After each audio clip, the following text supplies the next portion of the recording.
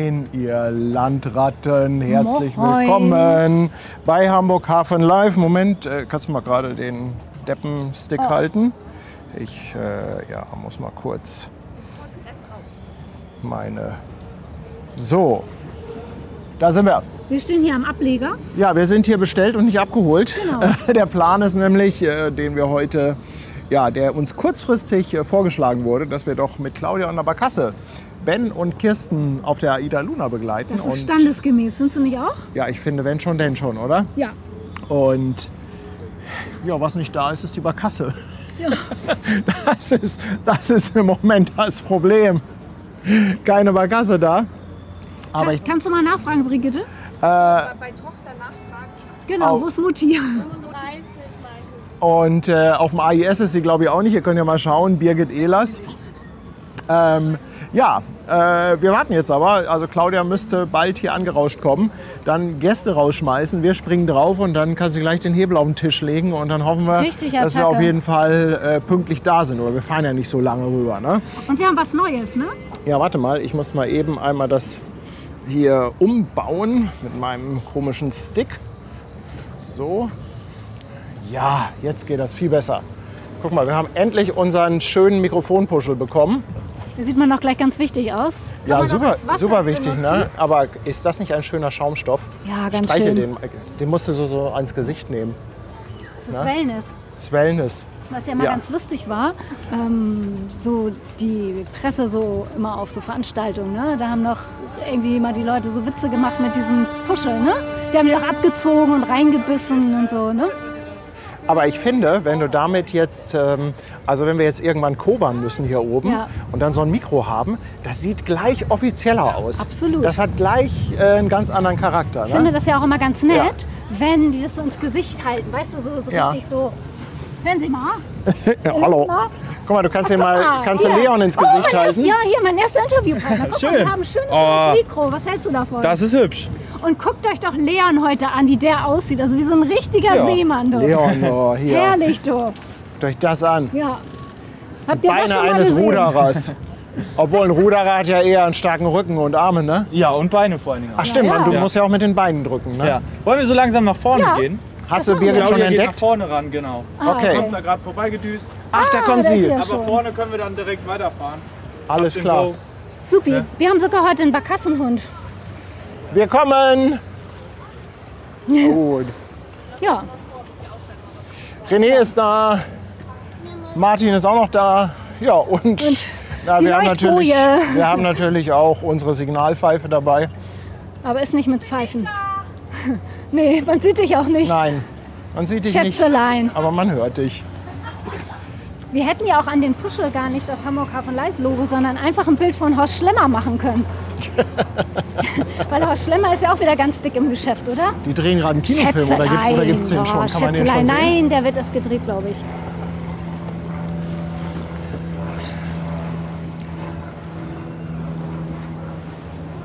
Aber ich finde, guck mal, Tanja, ne, mit ihrem Cappy und dann mit dem Sakko, guckt euch das mal an hier, also stylmäßig. Schönen guten Tag. Sneaker Wer möchte dazu. mal zum Interview kommen? Also, da stinke ich wieder gegen ab.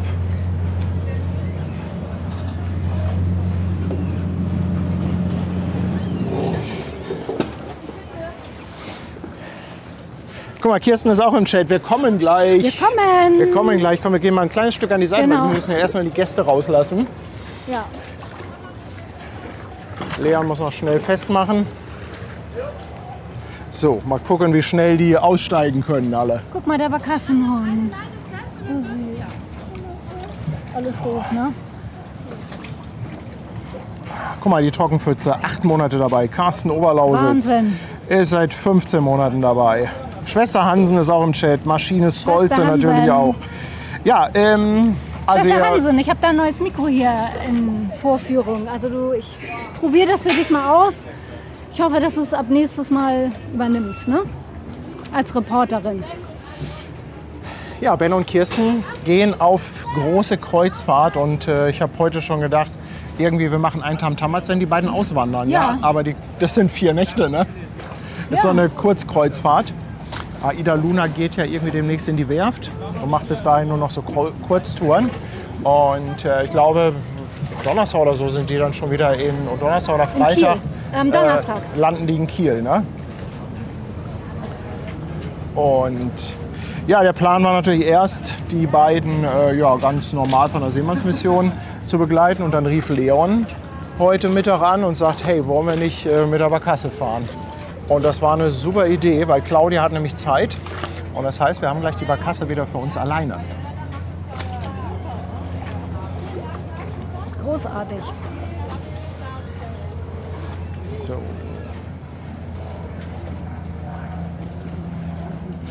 Da muss aber Claudia gleich mal den Hebel auf den Tisch legen. Aber sowas von.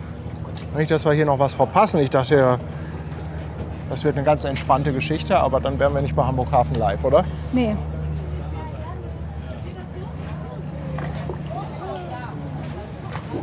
Yvonne, ich danke dir für 11 Monate und Arno 7 Monate auf Twitch und Prime Sub. Dankeschön. Mensch, ist die Barkasse voll heute, du. Kommen die ganzen Leute her? Die haben ja auch alle eine Zeit beim Aussteigen. Das müssen wir auch mal ein bisschen militärischer organisieren.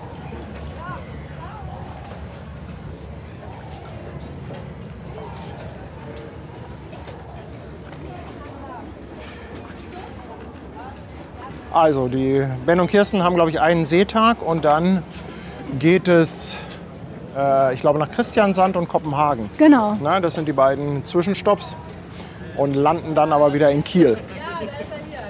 So, moin. Moin. So, So, Leutchen. Claudia. Hallöchen. Guck mal, jetzt kannst du auch mit dem Mikro Claudia gleich. Guck mal, ich hab Sofort, wir machen schnell einen stillen Wechsel. Lass mich einmal schnell aufs Klo und dann können wir los. Was? Auf Klo können wir nicht erst losfahren und dann gehst du aufs Klo? Oder? Ja, wenn du Rudern steuern willst, na, kein Problem. Ja, also vielleicht nicht hier vom Anleger los. schmeiß irgendwo hin die Sachen. Ja, wir machen ja gleich die Barkasse Klarschiff, Brigitte und ich. Ja. Dann haben wir wenigstens was zu tun. Wir müssen nur vorne zumachen, die Tür. Weil sonst Bitte? wir müssen nur hier die zumachen. Aber ich muss da rausfilmen. Okay, dann müssen wir nur gucken, weil sie. Kannst du sie nicht anleihen? Ja, ich muss gucken, wo ich sie anleihen kann. So. Wir haben nämlich einen kleinen Hund an Bord. Das ist der Elas Barkassenhund. Und die ist noch ein bisschen ängstlich, muss jetzt so langsam an das Barkassefahren rangeführt werden. Und dachten wir uns, wenn kaum Leute an Bord sind, oder Claudia dachte sich das, dann ist das vielleicht eine ganz gute Möglichkeit. Claudia, bei Aida Luna gehen die Leinen los. Ja, dann lass uns los. Nein, es war ein Scherz. Es war ein Scherz. Es war ein Scherz. Ja, ich wünsche euch auf jeden Fall viel Spaß, ne? Ja, Ja, schade, danke dass du schön. nicht Ich muss oben mitkommst. noch ein bisschen Leute ranholen. Ja, du Muss machst. auch bald, ne? Ja, Ja, aber ich habe ja eben schon drei habe ich schon Das stimmt, angeworben. drei hast du schon auf der Also Barkasse. 3 gehen schon mal auf mein Konto, ja? Ich starte mit plus 3 Ja. in die Koba Challenge. Wie lang willst du sie haben? Wie lange willst du sie haben? Das kommt drauf an. Nein, wir springen nicht. So kann sie nicht raus. Guck mal, wir können ja auch mal nach hinten. Da wird schon die Flagge gehisst. wieder beflaggt. Ja. Brigitte richtet sich ein. Falsche Flagge. Ja, ich habe die große nicht. War ja mit was anderem gerechnet. Ich habe nur die für mein Fahrrad. Die hing heute an mein Fahrrad. Dreh sie mal um. Ja, mache ich. Warte. Entschuldigung. Guck mal, hier liegt ja die Tasche da So. drin. Sehr schön. Meine Jacke. Genau, dann guck mal. So. Ich glaube, du musst Claudia mal sagen, dass wir los müssen. Ich habe das schon versucht, aber ich will sie jetzt nicht stressen mit dem Hund. Aber du weißt ja, für so einen ungeduldigen Paddy ist das immer nix.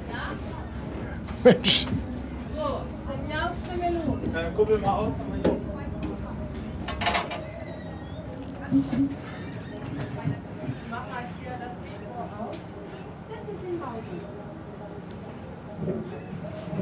So, viel Spaß euch, ne? Danke, Leon. Ben und Kirsten eine gute Reise, wenn die Ja, Ja, machen wir. Tschüss. so. Ciao, ciao. Tschüss, Leon. Tschüss. Ja, hol dir einen Stuhl rüber. So, dann kannst du dich da so in die Ecke Über mich setzen. filmen. Setz dich so, du kannst ja so rumgucken. Aber die will gar nicht raus. Nee, die verkriecht sich erstmal in die Ecke. Bleib mal da in die Ecke sitzen, Mausi. Unser neuer Bordfreund hier. Okay, wir fahren abwärts. Ne? Du kannst auch mit dem Mikro zu Ja. Claudia gehen, dann könnt ihr da Ja, zusammenschnacken. genau. Genau. So, ich würde mal sagen, Let's go, ne? Hebel auf den zum Tisch. Rennen. Ja, genau, dann gucken wir mal, ob wir die Beine eingefangen kriegen. Ne? stimmt. Das ist ja ein toller Service. Aber sie sitzt da unten ganz lieb, ne? Ja, Ja. die tut ein bisschen hier, ne? Aber da in der Ecke, da passiert ja nichts. Ja. Und da ist auch nicht so warm halt. Ne? Mhm. Aber die legt sich ja jetzt auch hin. Also, das ist ja ein ganz gutes Zeichen, ne? Guck mal. Ah, scheiß drauf, ich fäll da immer durch. Ich weiß aber, warum die gesperrt war. So, was haben wir denn hier noch? Arno 7 Monate, Marcel ist seit 12 Monaten dabei, Mike haut 2 Euro raus, XY ungelöst mit 7 Monate auf der Speicherstadt, Helga 4 Monate, Leon 2 Euro auf einen tollen Stream. Dankeschön. Ja, da freue ich mich auch schon drauf. Danke, danke Leon. Beatrix ist dabei, 20 Monate schon bei uns. Reik macht das halbe Jahr voll, 6 Monate mit dem Prime Sub. Mike verschenkt eine Mitgliedschaft. Lipperlotta 11 Monate, Rea 9 Monate, Angelika 13 Monate dabei und der Arndt haut auch nochmal 10 Euro raus. Das kleines Trinkgeld für Kirsten und Ben. Dankeschön. So, los geht die wilde Fahrt vorbei an der Cap San Genau. Diego. Oh.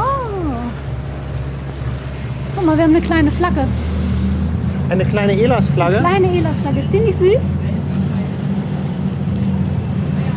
Großartig. Ich habe jetzt Flaggen für eure Barkassen bestellt.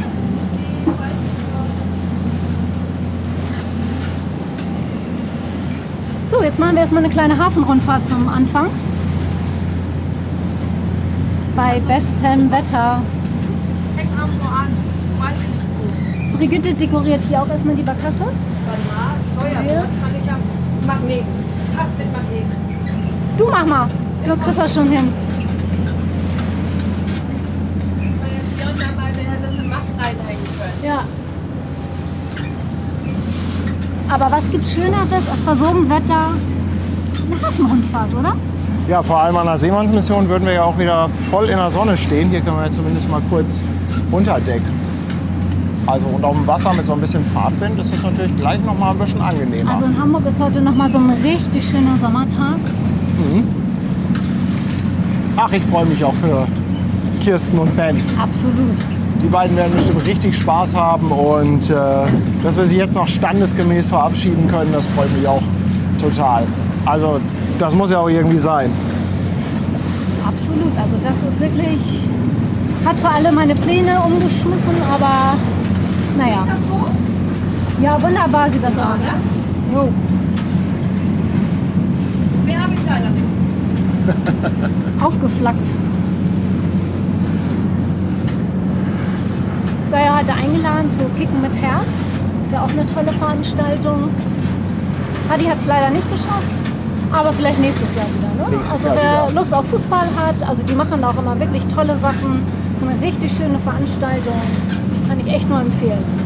Ja.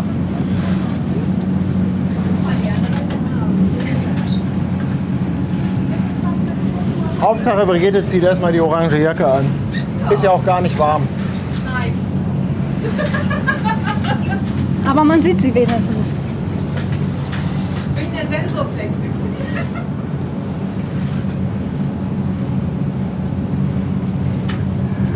Die zweite Kamera bei Kirsten und Ben, die hätte es gegeben, wenn wir an der Seemannsmission gestanden hätten mit dem großen Setup.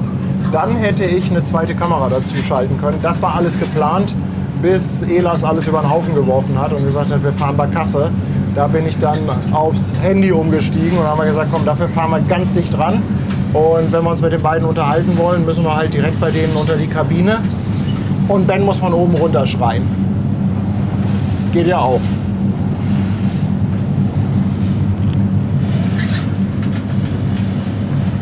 Ja, aber wann hat man schon mal die Möglichkeit, mit der Barkasse so dicht ranzufahren? Ne? Also Für so die eine Verabschiedung. Fahrten sind immer was Besonderes. Ja. Das macht immer Spaß, das ist immer toll. Deshalb habe ich auch gesagt, komm, das machen wir. Klar, hätten wir natürlich sonst Drohnenbilder gehabt, die Schaltung darüber. Aber das Schöne ist, dass wir natürlich auch noch einen Moment mitfahren können. Ja. Bei der Seemannsmission ist ja immer so, wenn die um die Ecke gefahren ist, dann kannst du halt noch so einen kleinen Moment hinterher schauen. Aber so haben wir halt die Möglichkeit, sie auch noch einen kleinen Moment zu begleiten. Man kommt halt dicht dran ans Geschehen, ne?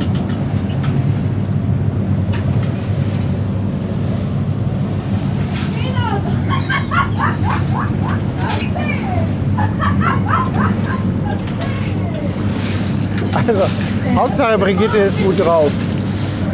Hast Aber- du schon mal anders erlebt? Aber hat sie nicht Pfeifverbot wegen ihrer Kiefer-OP? Ja, aber da hält sie sich auch nicht so ganz dran, also nur so ein bisschen.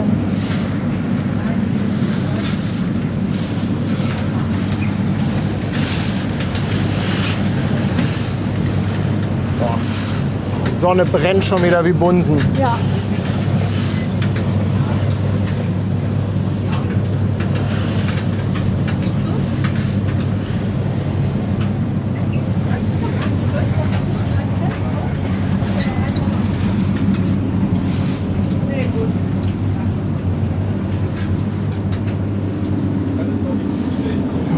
Oh Mann, ihr eskaliert hier schon wieder im Chat. Mensch, Wahnsinn, danke, danke. Jack Bird, 19 Monate, Gecko, 18 Monate, Stefan, 17 Monate, Dana, danke auch an dich für 16 Monate, Maha Katz, 4 Monate dabei, Lipperlotta verschenkt gleich ein 5er-Pack Mitgliedschaften. Herzlichen Dank. Mike ist nochmal mit 2 Euro dabei, Anja Garlic auch 2 Euro, Bibi Ocean verschenkt auch noch mal eine Mitgliedschaft. Ach Mensch, Leute, ich hoffe, ich habe jetzt niemanden übersehen. Ganz, ganz lieben Dank. Wookie ist mit 2,49 dabei. Heute vor einem Jahr mein Geburtstag mit euch auf der Anita mit Chor gefeiert. Heute virtuell und als Zugabe Kirsten und Ben. Danke, mein Lieber. Rapsgirl, 11 Monate. Kai ist nochmal 10 Euro da und Matze 5 Euro für ein paar extra PS. Ja. Aber Schwester Hansen ist nicht da und kann ein paar Kohlen aufschaufeln. Nee, das. Aber ich glaube, wir schaffen das. Es geht jetzt gleich hier ums Eck. Und dann sind wir auch gleich schon an der Aida Luna.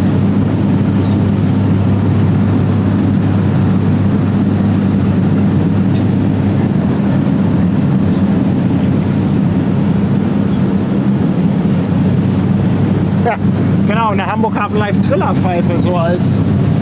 Und die nennen wir dann Brigitte. Als Merch im Shop. Oh,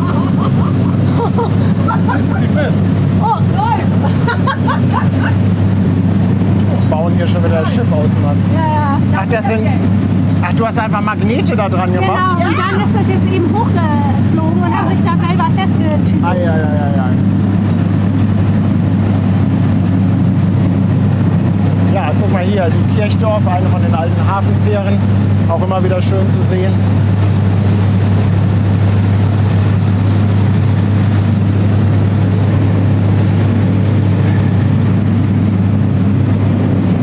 Beatrix haut auch 5 Euro raus. Almut 2 Euro, Erhard 3 Euro für Claudias Mütze.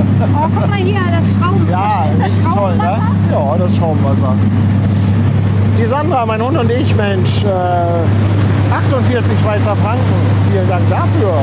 Sandra, Dankeschön. 18 Monate ist die Renate dabei mit lieben Grüßen und gute Reise für Kirsten und Ben. Und Andreas Dankeschön. Preuß mit Dingsbums und Gedöns, 5 Euro. Herzlichen Dank. Weißt du, was man damit auch machen kann? Da kann man Geräusche gut mit einfangen hier. Du versenk doch einfach mal. So, das hält doch. Schmeißt es doch einfach gleich mal ins Wasser. Also da liegt schon ein Mikrofon, das braucht bestimmt noch einen Puschel. Aber sonst bist du doch auch immer Paddy in Gefahr, oder? Ja. Und außerdem haben wir ja auch noch eins in Schwarz geschenkt bekommen. Das führe ich mal nächstes Mal vor. Okay.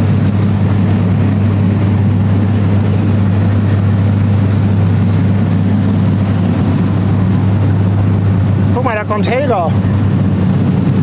Jo. Helga, die ist auch richtig mit Spitze. Helga gibt alles.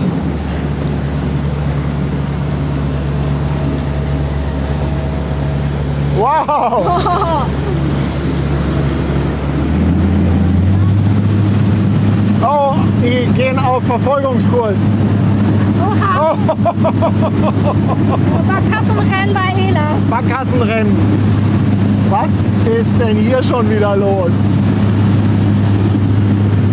Die Jungs sind auch verrückt, aber ich finde ja das Cabrio-Cockpit finde ich ja spitze. Oh, guck dir das Schraubenwasser an. Jetzt fahren die hier. Sag mal, die fahren im Kreis, wir müssen zu dem Schiff hin. Jetzt machen die hier ihre 360s. Wir müssen doch zu der Luna. Leute. Hilfe. Naja, weit haben wir es ja nicht mehr, ne? Ah, jetzt drehen sie ab. Das ist Barkassenballett. Ja, Barkassen-Elas. Also, übrigens, es gibt noch rund 20 Karten für die Cruise Days Begleitfahrt bei Elas. Genau. Als da noch jemand Bock drauf hat, mit diesen Jungs und Mädels zu fahren. Auf jeden Fall. Also wir haben uns eigentlich vorgenommen, dass wir die Barkasse noch voll machen, ne? Ja, absolut. Xeon Bix, danke für 13 Monate. Falling Dragon, 20 Schweizer Franken. Danke dir, Barbara, verschenkt 5 Mitgliedschaften. Sabine mit 5,99 auf dem tollen Stream und der Kai ist jetzt neu auf dem Fischmarkt dabei. Ja, Dogfight auf dem Wasser. Das war in der Tat. Also ich bin ja auch noch am Überlegen, ob ich bei den Cruise Days mitfahre mit Elas. Vielleicht kann ich da ja eine Kamera mitnehmen. Das wäre in der Theorie möglich.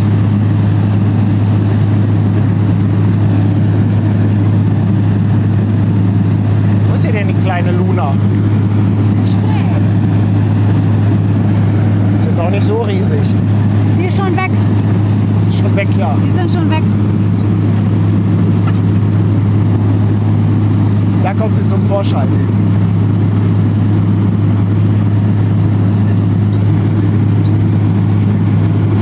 Kirsten meldet, Maschinen sind an. Die wollen pünktlich raus. Hm?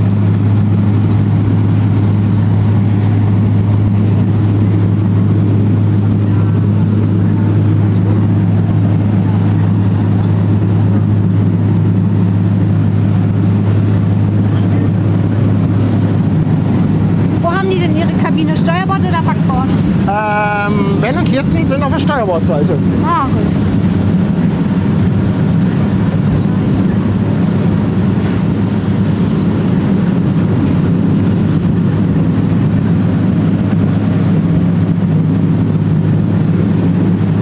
Wie ist heiß? Dann zieh die Jacke aus. Nee, geht nicht. Da sind ja 4 Leute an Bord. Okay. Zusätzlich noch. Zu Ben und Kirsten.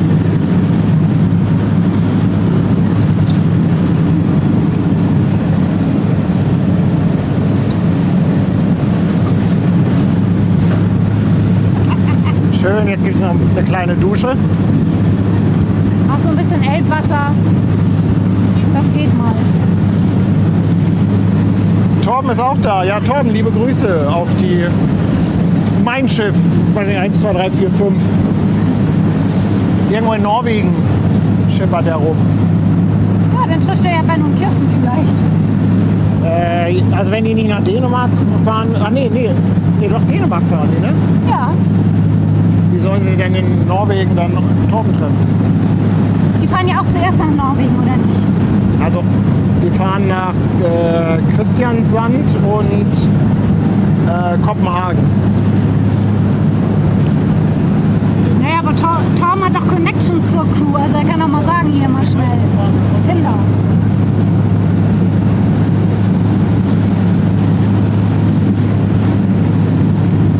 Wir kommen, Ben und Kirsten, wir kommen. Seht ihr uns? Wir sind die kleinen Grünen. Da Chris, Dankeschön, 5 Euro. Eine schöne Abwechslung mal wieder auf der Barkasse zu fahren. Ja, das finde ich auch. Ja. Also technisch haben wir natürlich mehr Möglichkeiten mit dem Natürlich. großen Setup, Wäre aber auch schön von Bord gewesen, ja klar. hier kommen wir natürlich näher ran.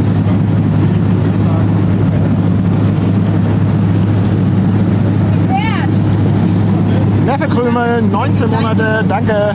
Sven, jetzt auf dem Fischmarkt dabei, Sven Schuffenhauser. Danke, danke. Thomas Daimann verschenkt noch eine Mitgliedschaft. Und Good Vibes Only sind an Bord. Jo. Tony, 40 Euro, vielen Dank. Außerdem noch der Super Felix Bitch, 3 Monate mit Prime Sub. Sag mal, habe ich da die Polizei gesehen? Weiß ich nicht. Oh ja, tatsächlich, da, guck mal.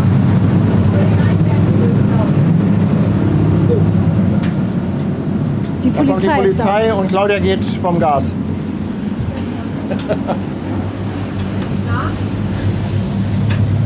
Na Claudia, bist du bei der Polizei mal ein bisschen vom Gas gegangen? Ja, also alles gut, ja. Ich fahre ja schon meine Geschwindigkeit. Ich überlege gerade, wie weit wir fahren, weil ich glaube, das ist am schönsten, wenn wir sie an der Seemannsmission längsseits haben, ne? Ja, ich weiß nicht, die legen ja gleich ab. Ich weiß nicht, ob wir jetzt noch daneben kommen. Ja. Oder wollen wir dann hier so langsam drehen, dass wir sie dann drüben auf der Elbe haben? Du bist der Captain, du entscheidest. Ich möchte, dass wir die schönsten Bilder haben. Also, Hauptsache wir sehen Kirsten und Ben. Dann haben wir die schönsten Bilder. Gerade, ne? Pass auf, dann drehen wir bei und dann haben wir sie spätestens drüben dann nachher. Okay? Dann geht einfach der Wecker auf. Und dann kriegen wir sie beim Lummen Pfost, wenn sie rausfliegt. Wir fahren jetzt langsam in die Richtung und ziehen dann vorbei. Schön an der Elbe. Das ist doch super. So machen wir das. Du weißt ja, wie man nah rankommt, ne? Ja, das ist ja 50 Meter, ne? Können wir denen nicht jetzt schon ein bisschen entgegenfahren oder haben die das nicht so gerne, wenn man da jetzt noch reinkommt? Ja. Ich glaube, die Frage ist von der Geschwindigkeit, ob ich da mitlaufen kann. Ah, Ja, weil das ist nicht die Helga. Du hast ja gesehen, da haben wir eben schon den Hintern gebissen. nee, Birgit ist das. Ja, Also ist nicht die Helga, genau. Nicht die Helga. Ah, Ich okay. würde fast sagen, wenn die kommen, die fahren ja, Ben und Kirsten sind ja auf der Steuerbordseite. Ich Ja. habe sie ja schon gesehen. Und wenn wir dann rausfahren, und wir sind dann nachher drüben am Dockland. Und dann, wenn sie da rausfährt, gibt sie Gas und wir laufen mit. So wie bei dir Okay. das auch gemacht haben. Okay, Ich glaube, das ist eine gute Idee, oder? okay. Weil sie liegt jetzt ab. Sie ist ja schon am Dingens, ja. Aber die haben ja jetzt noch keine Geschwindigkeit drauf. Nee, es ist langsam. Deswegen, dann warten wir hier schön, wenn sie hier ist und dann gehen wir rüber. Okay, dann gehe ich jetzt ans Heck. Schade. Dachte, wir kommen da noch mal näher ran.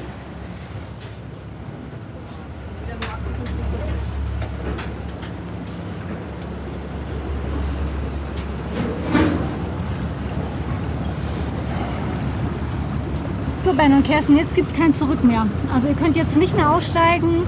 Nee, sie ihr haben könnt abgelegt. auch nicht mit auf die Barkasse so irgendwie schnell noch runterspringen. Das wird nichts. Ja, obwohl Ben hat mir heute schon ein Foto geschickt mit Rettungsweste. Okay. Also wenn Sie die anlegen, können Sie ins Wasser springen und auf die Barkasse umsteigen. Naja, gut. Das wäre natürlich mal ein krasser Stand, ne? Ja.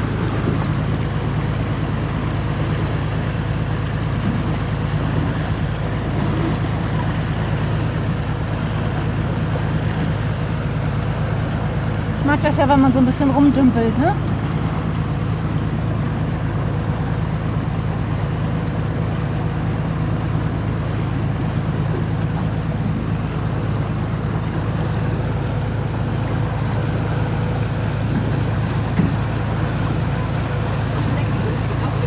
Kirsten schreibt, wir fahren wirklich. Ja, also. Kirsten und Ben wandern aus. 4 Tage. Nee, 4 Nächte, 5 Tage. Dann kommen sie zurück. Ich glaube, die haben auch Gepäck für 15 Übernachtungen mit. Man glaube weiß auch. ja nie. Alles ist möglich.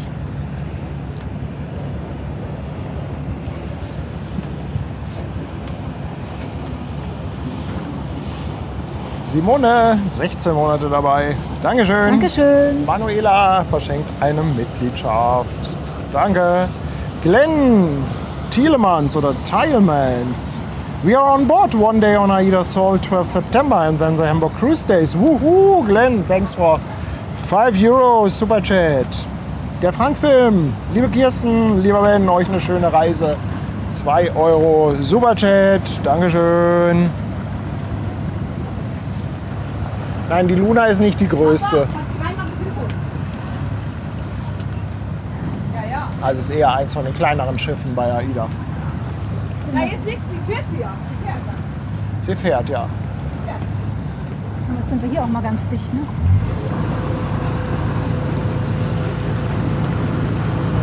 Ja, du, ich mag ja auch hier die Osterriff. Mal gucken, ob wir die irgendwann mal fahren sehen.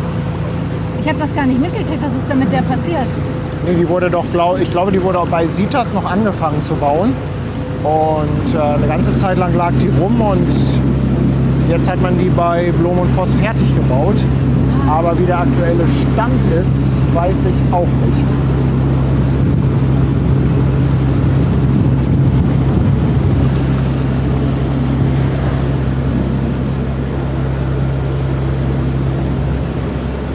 Aber die hat eine schöne handliche Größe, finde ich. Oh. Meinst du die AIDA oder Hier, die, wie heißt die? Osterriff? Oder Osterriff, ich weiß nicht, ob man... Osterriff.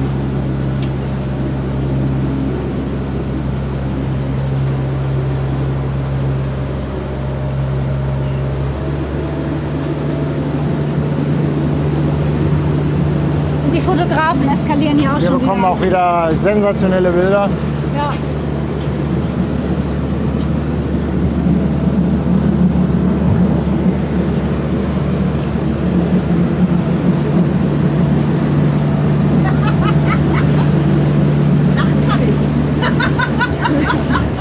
Lachen geht, pfeifen wird schwierig. Aber lachen kann ich. Aber nicht pfeifen.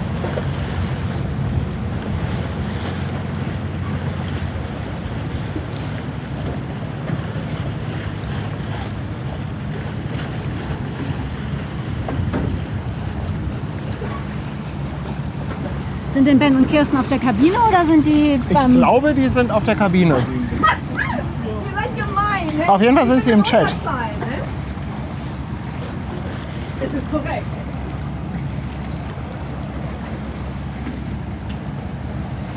Helga, auch nochmal ein Fünferpack. Danke, Helga. Vielen Dank. Und Ina, 2 Schweizer Franken. Dankeschön. Gute Fahrt für Ben und Kirsten.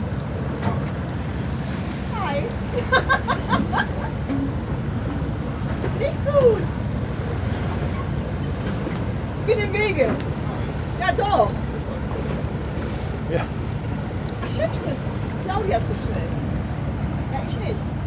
Ich bin brav. Brigitte hat einen Job. Was denn? Lachen kann. Ich bin ein Unterzahlen, ne? Die beiden Männer, ihr seid gemein, ne? Ja, ist gut. Ich sag nichts. Da kommt sie. Martin!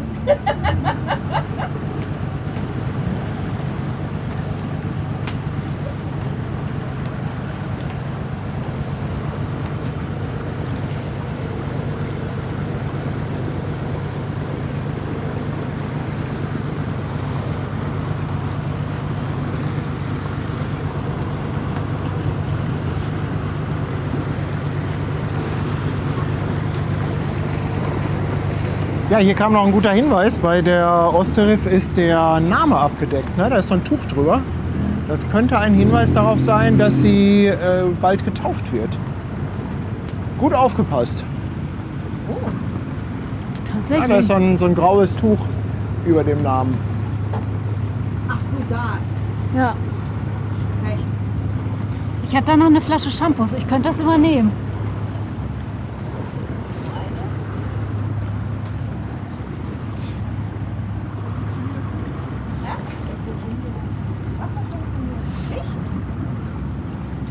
Oh, das ist ja süß. Aber ich glaube, mich werden sie nicht auswählen, oder? Als Taufpatin? Och, warum nicht? Warum nicht? Mr. Bindi Lindy verschenkt noch eine Mitgliedschaft. Danke dir, genauso der Stefan. Auch an dich ein Dankeschön. Und Birgit, auch noch eine. Danke. Dankeschön. Wie warm das Wasser gerade im Hafen ist. Willst du mal den Test machen? Ja. Also ich glaube, so wirklich kalt ist das nicht, ne? Es hat sich ja so aufgeheizt hier und wir hatten ja wirklich für Hamburg gutes Wetter. Also ich könnte ne? mir vorstellen, dass das 17, 18 Grad hat. Ich müsste mal nachgucken. Also man gibt ja diverse Messstellen.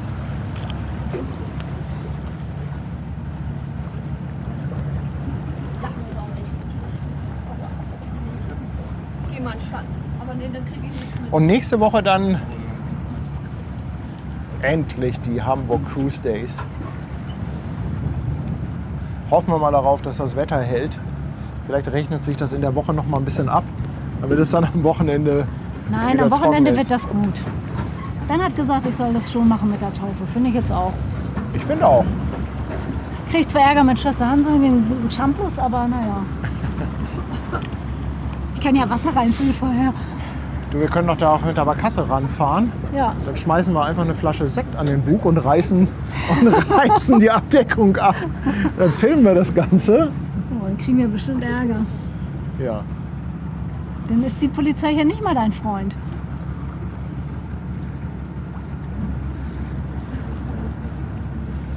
So. Falls der, Ich stehe nicht. falls der Kapitän das hört, fahren wir nicht so schnell, weil wir können heute nicht so schnell mit der Barkasse. Also Ach, guck mal hier, 16,4 Grad Ich sehe nichts. hat das Wasser in der Elbe, also beziehungsweise im Hafen. Claudia hat Angst, dass wir abgehängt werden, deshalb beschleunigt sie schon langsam.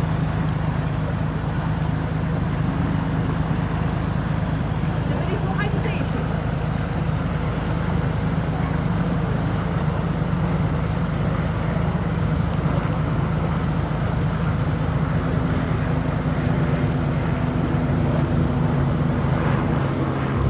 ja, aber Claudia hat schon recht, wenn wir da wieder dicht dran gefahren wären, dann hätten wir wieder 5 Verwarnungen gekriegt, ne? Stimmt, dann hätte es wieder fünf Genau. kurze Töne gegeben. Was treiben Sie da?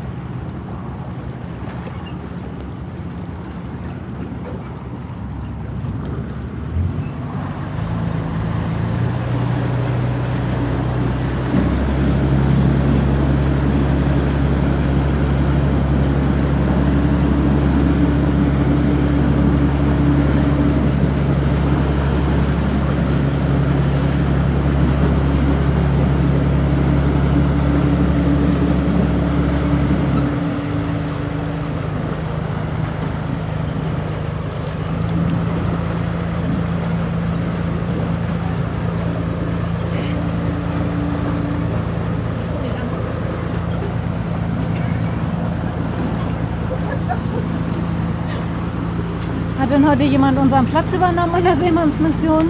Ich sehe aber niemanden. Oh, irgendwer wird da schon stehen.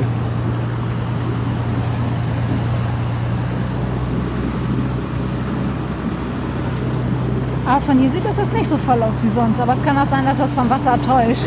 Weil Brigitte nicht da ist. Ja, das, Kommen ja mal alle nur, um Brigitte ja, zu treffen. das kann natürlich sein. Ich habe meinen Namen gehört, ist das richtig? Ja, ich habe gesagt, ich finde, heute sieht das an der Seemannsmission so leer aus.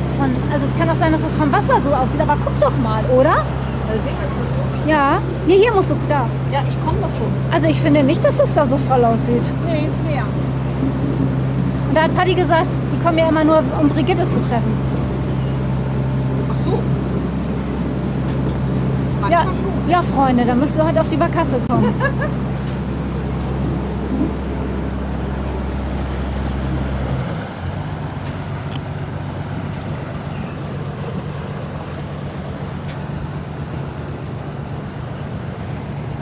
Robert, nein, wir sind auf der Barkasse. Wir fahren mit. Claudia taktiert nur ein bisschen, weil sie Angst hat, dass wir sonst abgehangen werden, wenn wir zu nah an der Luna dran wären.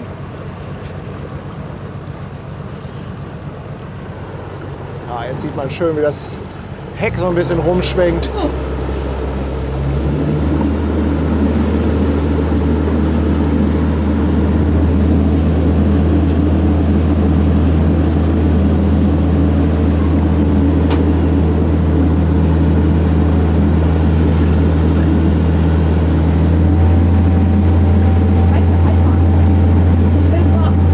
Sachsen-Uwe ist da. Dankeschön.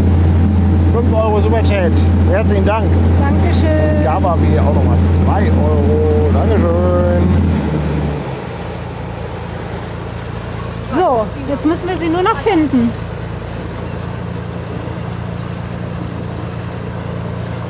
Brigitte weiß ja, wo die sind. Die muss uns gleich mal ganz genau Ich weiß Bescheid auch sagen. ungefähr, wo sie sind.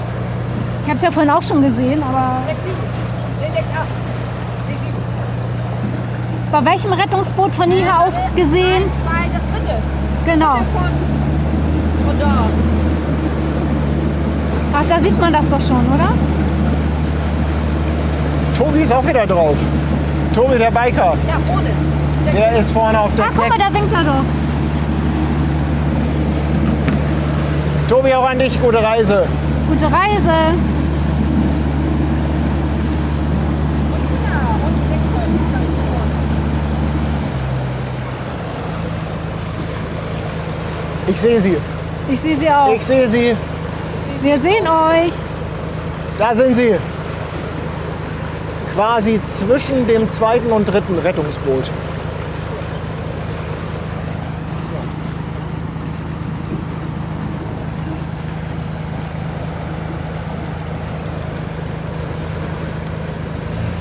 Die beiden haben auch nachher einen Und warmen natürlich beflaggt Abend. Na, selbstredend. mit Hamburg Hafen Live-Flagge. Wie cool ist das denn? Guck mal, Tobi ist auch am Winken. Sehr cool.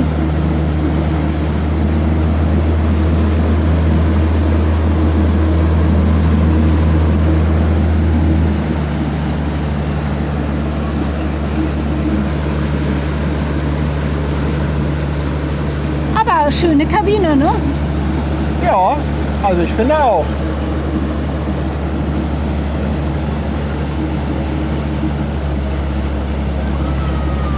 Ich weiß auch, wer da morgens um 5 mit dem ersten Kaffee sitzt. Ja, natürlich. Haben die eine Kaffeemaschine an Bord? Bestimmt. An Deck. Ich habe Ben ja von meinem Anfängerfehler erzählt. Ja, ja.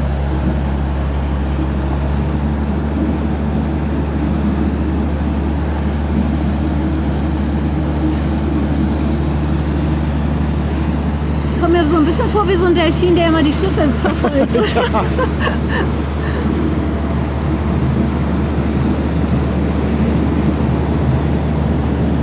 Ah, guck mal, da ist auch jemand mit AIDA-Flagge. Bestimmt für Brigitte. Ist das nicht so eine, wie sie Brigitte weggeschwommen ist? Ich weiß es nicht genau.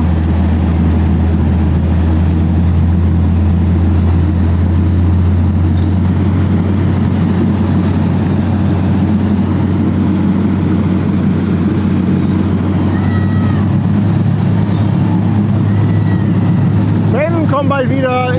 Ich habe da schon wieder einen Plan in der Tasche Ich auch. für den nächsten Stream. Ich auch.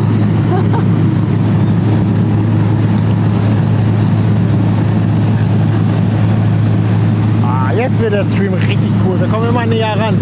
So Leute, wenn Ja, ihr das, so hat wenn der ihr Paddy das das. auch erleben wollt, vielleicht zu den Cruise Days, also wir machen es vor, wie es aussehen könnte. Ne?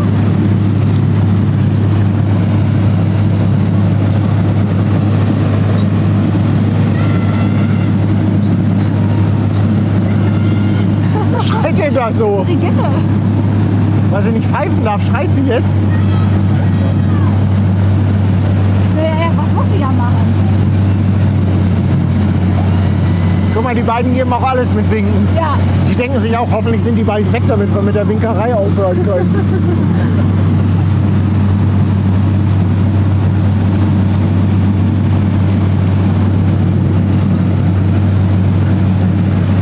also Bizeps muss er nicht mehr machen. Ne?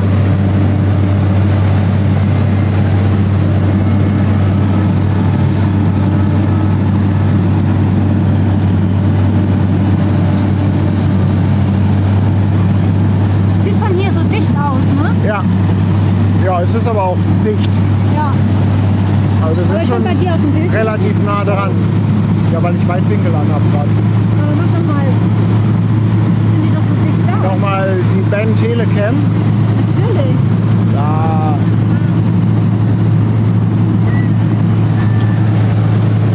Gute Reise! Ich meine, wir sind ja nicht so dicht rangefahren, damit du den Weitwinkel anmachst. Dann hätten wir auch bei Blum und Fuß bleiben können.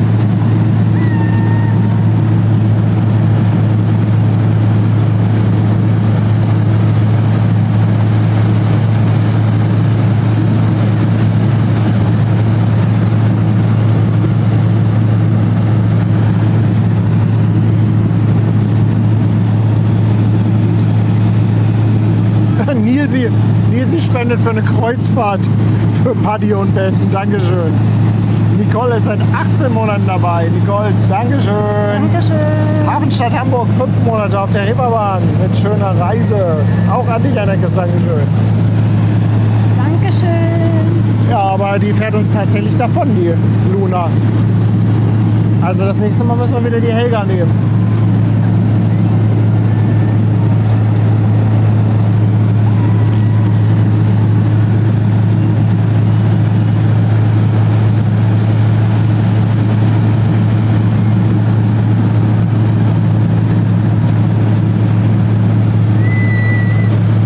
Da wird auch noch ordentlich gewunken. Oh, einfach schön. So ein emotionaler Abschied, eine halbe Ewigkeit, die beiden wandern aus. 4 Nächte Kreuzfahrt. Wie soll ich denn Nach das? Dänemark. Wie soll ich denn das überstehen? Ach, irgendwie wirst du schon schaffen. Du kannst dich schon mal emotional auf die Cruise Days einstimmen. Claudia, haben wir noch Reserven? Soll ich mal fragen? Ob wir noch ein bisschen Kohle haben? Oder ich glaube, das ist schon Vollgas. Ja.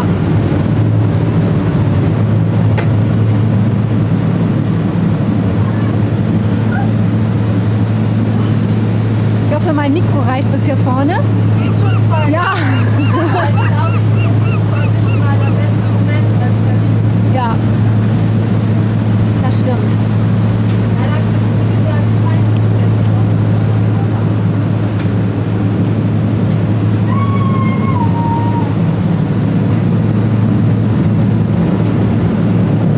Ist schon Vollgas. Ist Vollgas, ne? Ja. Habe ich mir gedacht. Aber es ist doch auch schön, sie ein bisschen noch zu begleiten, Ja, hier was geht. absolut. Kleine Hafenrundfahrt.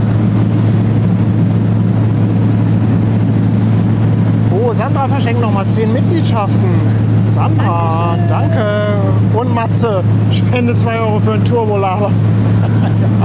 Ja, den bauen wir noch ein vor den Cruise Days. Dankeschön.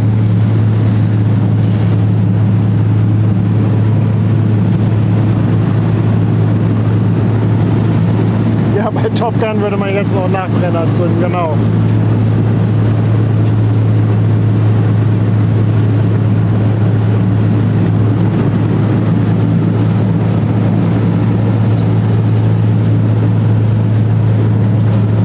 Ja, das wäre doch was.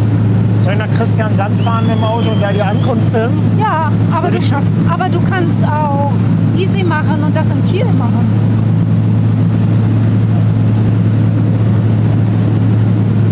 Weil da musst du eh hin.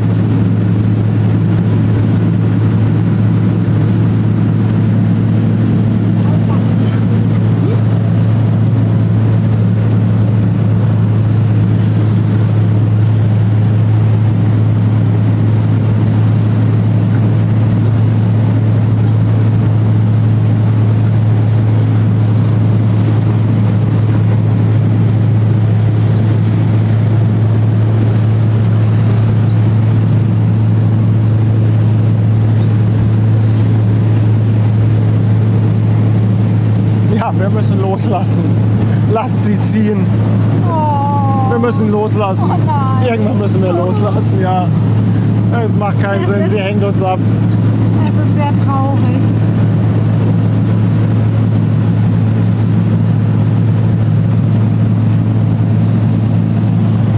Aber ich finde das schön, ne? Also so Leute, die wir gut kennen, die so ein bisschen verabschieden, so standesgemäß. auf jeden Fall. Und außerdem können wir noch eine kleine Hafenrundfahrt zurück. Genau. Wir haben ja noch einen schönen Rückweg gleich. Ja, eben. Also, Aber guck mal hier. Die Birgit gibt alles. Also wenn man das so sieht, würde man denken, dass wir jetzt locker 20 Knoten fahren. mindestens.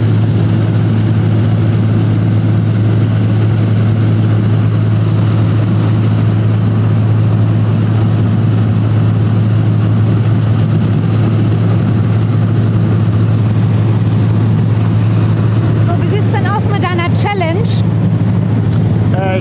genau. Ich setze mich draußen.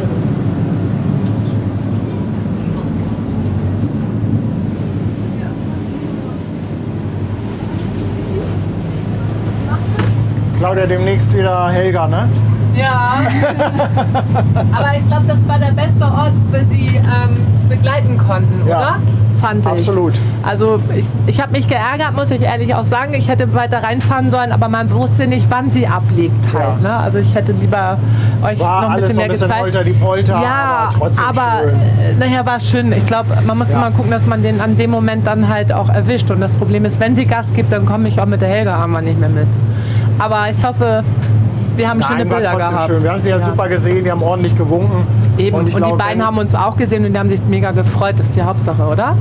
Ja, und jetzt sind sie froh, dass wir weg sind und sie ganz in Ruhe einen Drink aufmachen können. Ja, genau. Jetzt müssen sie nicht mehr winken.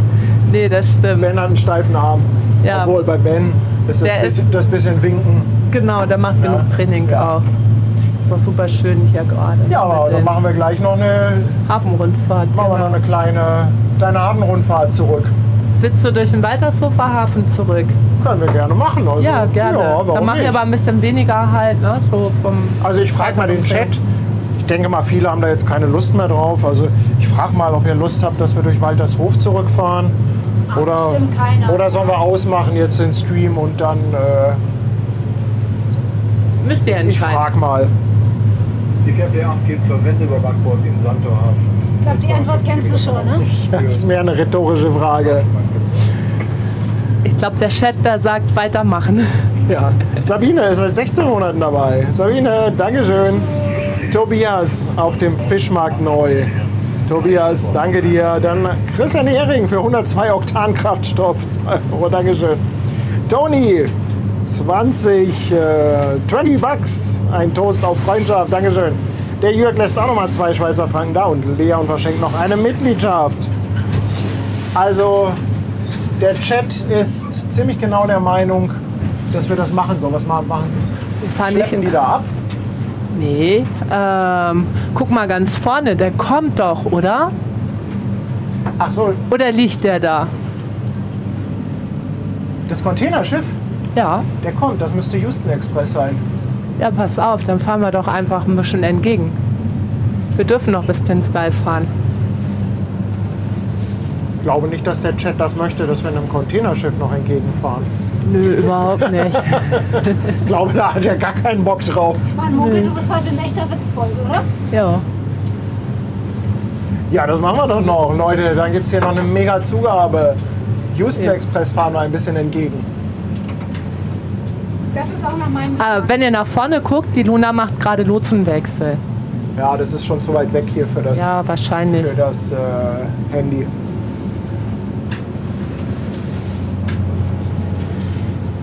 Aber ich denke mal, die Lotsenbarkasse, die kann man sehen, wenn du rauffällst. Ich muss mal gerade schauen, ob ich hier.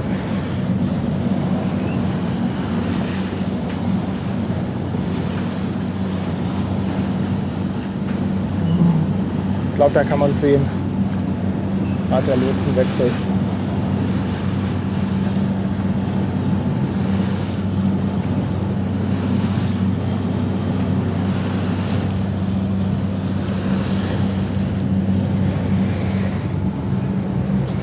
Sonne steht gerade genau vor uns.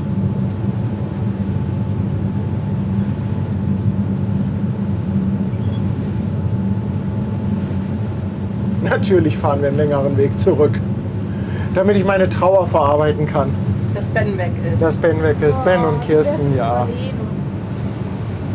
Denen ist es doch gegönnt, den beiden. Ja. Die sollen es mal ordentlich krachen lassen an Bord. Ein bisschen die Zweisamkeit genießen. Ja. Wahrscheinlich werden sie die meiste Zeit auf ihrem Balkon verbringen. Würde ich auch machen, glaube ich. Also ich glaube ja, Ben schläft auf dem Balkon, damit er nichts verpasst. Meinst du? Ja, das könnte sein. Schönheit schickt ein Trostpflaster für uns. Danke für 5 Euro. Yves haut nochmal einen 10er raus. Danke, Yves. Der VF-Rentner und Brigitte, beide eine verschenkte Mitgliedschaft. Danke auch an euch. Und Steffen jetzt bei unserem Fischmarkt. Herzlichen Dank. Dankeschön. Ja, es sind nur 5 Tage. Es fühlt sich aber an, als wenn die beiden auswandern.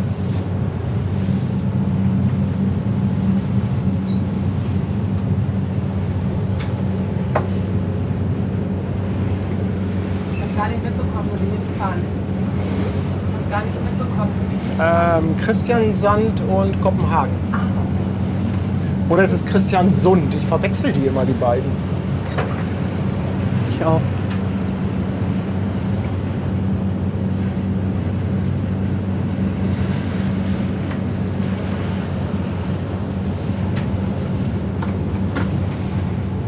Ich kann ja mal gucken, was die Abo-Challenge macht. Nimmst du mal die Kamera? Ja. Mal einmal hier. 824 sind wir. Also 49.824. Das müsste doch zu schaffen sein. Das könnte man schaffen. 176 fehlen noch, ne? Ich habe eben schon mal ein bisschen Testkobern gemacht. Ja, Adi hat heute schon 3 Tickets verkauft. Wow. Mhm. Für welche Fahrt wollt ihr kobern? Ja, das ist eine gute Frage. Was wollen wir kobern? Ich weiß es ehrlich gesagt gar nicht. Wollen wir eine Spezialfahrt einrufen? Würde es natürlich für uns einfacher machen. Ja, mal Eine gucken. Spezialfahrt, ja. Können wir ja mal mit Leon reden, ne? Was dann. Ach, Hauptsache ist, dass es lustig wird und ein Eben. bisschen unterhaltsam. Ich Ich denke denke auch. mal, darum geht es am Ende. Ihr ne? macht dann einen Tag Praktikum oben. Genau, wir schnacken mal mit Leon, was wir da machen. Genau. Ich glaube, das wird schon ganz gut. Yves, danke dir. Gute Reise an Ben und Kirsten, nochmal 10 Euro. Und Tommy, 23 Monate. Danke, danke. Die Sonne ist gerade ganz fies, ne? Die Sonne ist gerade, ja, die Sonne knallt uns gerade voll entgegen. Hat er das Fenster hier auf?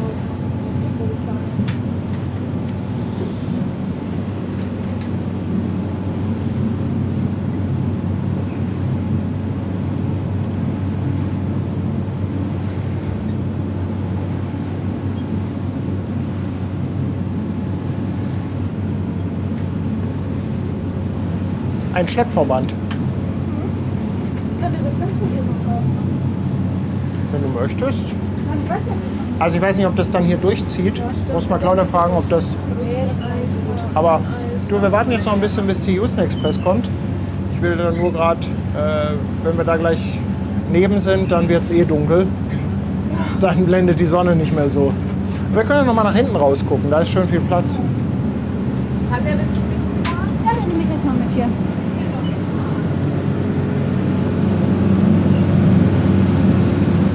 Guck mal, Sebastian sagt noch.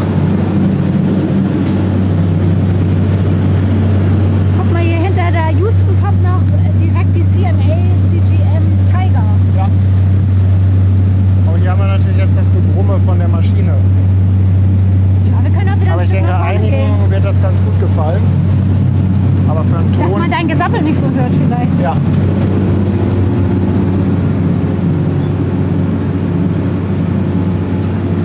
Also, das ist im Moment aber auch ein Wetterchen in Hamburg.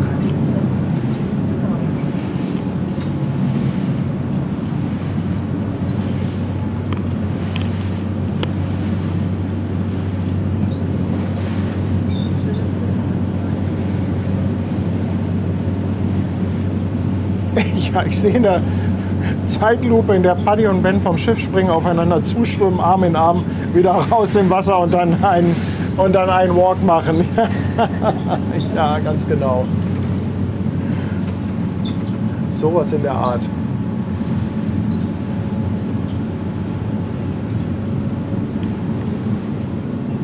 Wir hören hier einen von die Bootleute ein bisschen früher bei der Containerschiff oder Containerschiff Stella Eurogate. Bootleute.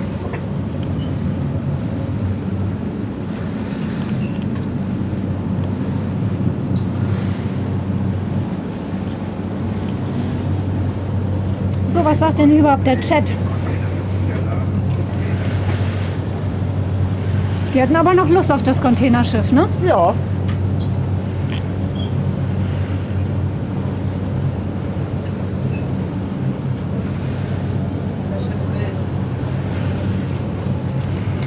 heute soll es auch noch eine richtig schöne Mondfinsternis geben. Also muss mal mal- gucken, wie lange Claudia Zeit hat. Martin hier gerade ein bisschen verschieben.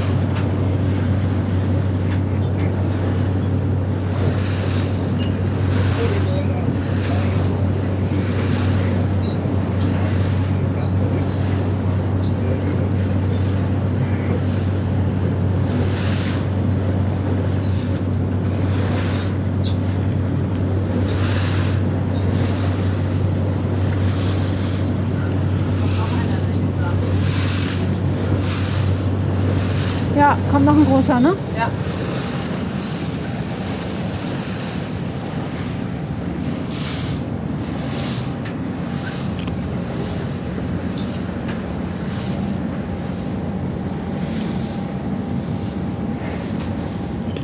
Hier geht es auch schon wieder um diese Mondgeschichte heute. Ist ja irgendwie Mondfinsternis mit Blutmond, aber das ist doch wieder ein Rohrkrepierer. Da kommt da einmal so ein kleiner Punkt hinten am Himmel, dann leuchtet der einmal so leicht rot.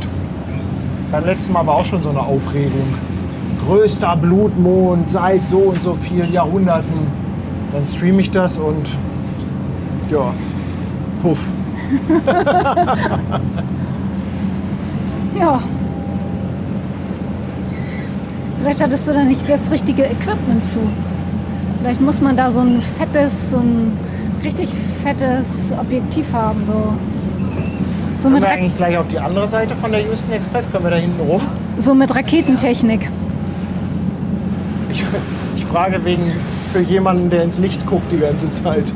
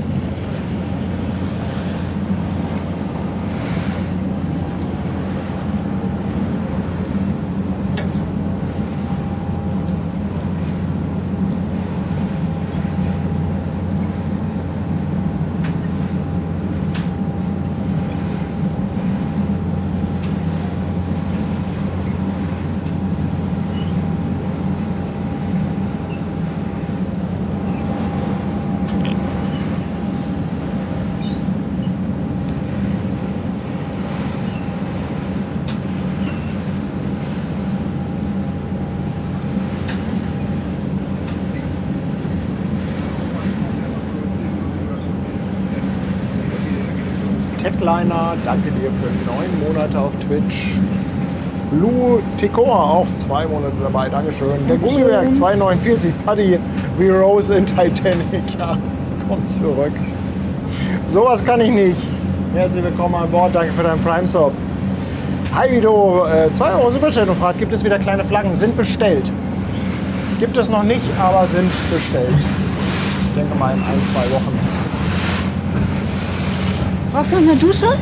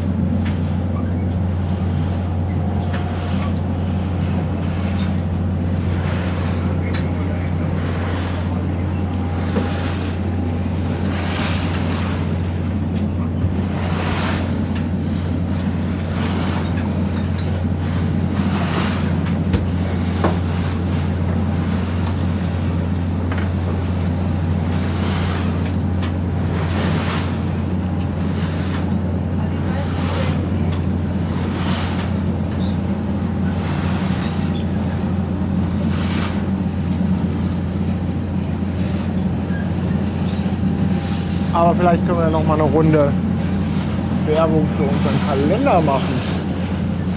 Vielleicht kennt ihr den ja noch nicht. Vorbestellungen laufen, ihr Lieben.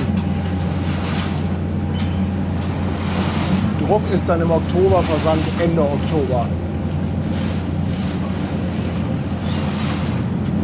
Ich hoffe, der Einspieler kommt jetzt. Weil ich kann das leider hier nicht kontrollieren. Und wenn nicht, dann nicht.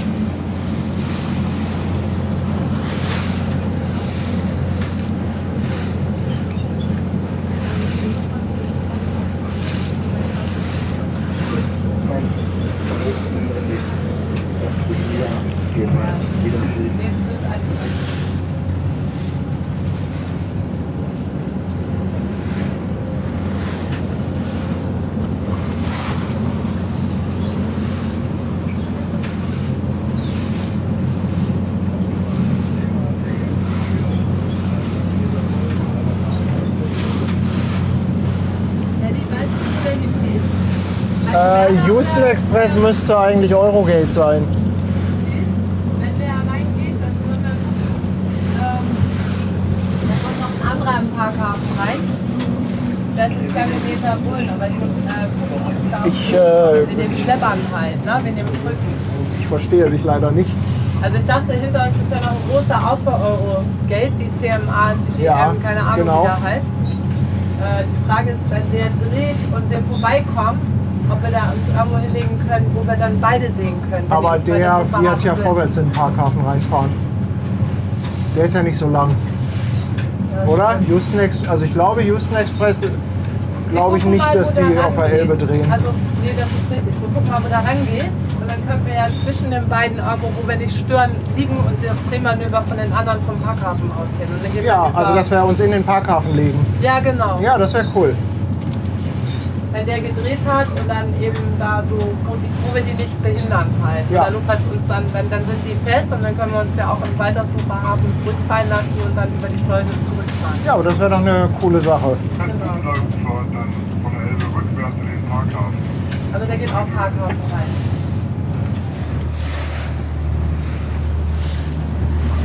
Haben wir noch ein bisschen Containerspotting Ja, heute, oder? Mensch, das wird ja noch ein richtig abwechslungsreicher Stream. Martin und René eskalieren Ja. wieder völlig Absolut hier. mit ihren Kameras.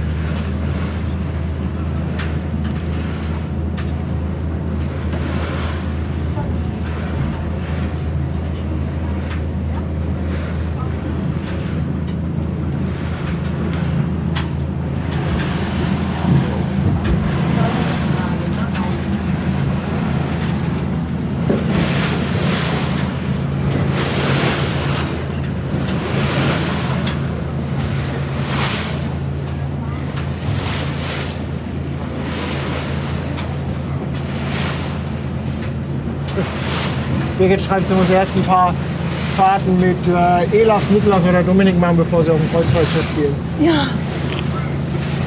Dann bist, Quasi die kleine Eingewöhnung. dann bist du auch für alles gebacken, wenn du das Ja. gemacht hast.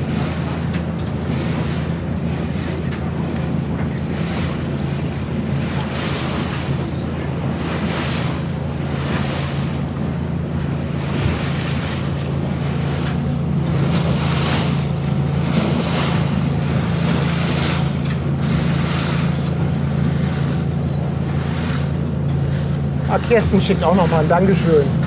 Kirsten, euch beiden auf jeden Fall eine tolle Zeit. Genießt das an Bord. Genießt die Zeit. Bei 4 Nächten, glaube ich, da kann man auch mal ordentlich essen. Da wird man noch nicht zu fett. Also, Hast du eine Ahnung? So kommt drauf an, was so ist. ich glaube, richtig gefährlich wird es, wenn du 2 Wochen an Bord bist. Wobei, ich habe es auch halbwegs überstanden. Gewichtsmäßig.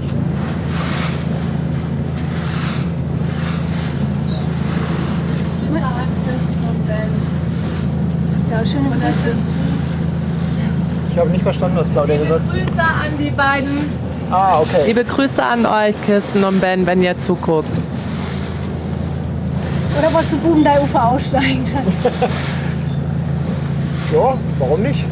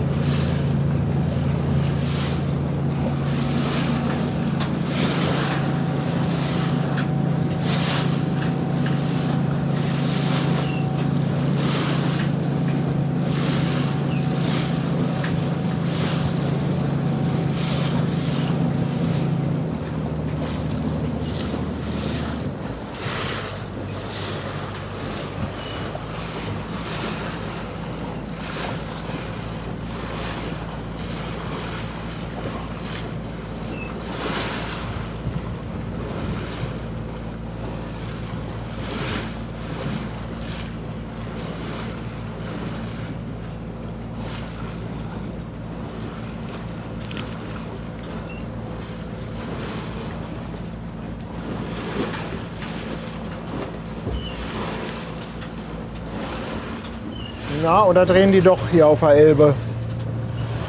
Hat im Funk nicht irgendjemand gesagt, geht rückwärts rein? Also ich, Machen ja alle.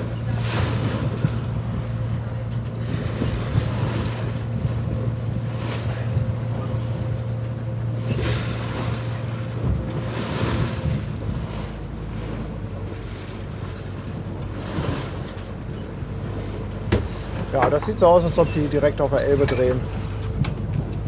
Und nicht im Parkhafen. Besser für uns. Und bei der Schiffsgröße ist auch nicht gesperrt.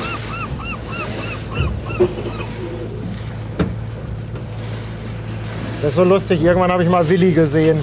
Ich glaube, das war bei so einem 400 Meter Hapag-Lloyd-Schiff. Willi, Polizei, egal. Durch die Schlepper durch. Der ist echt crazy. ja, der macht das jeden Tag, also das ist nicht ganz so wild. Wie hieß sie? Anna Maria, als die MSC Anna Maria kam, war auch gesperrt. Ja, 266. Die war- da war nicht also die ein sperren Boot, erst ab gar nicht. 400 Meter. Ah ja.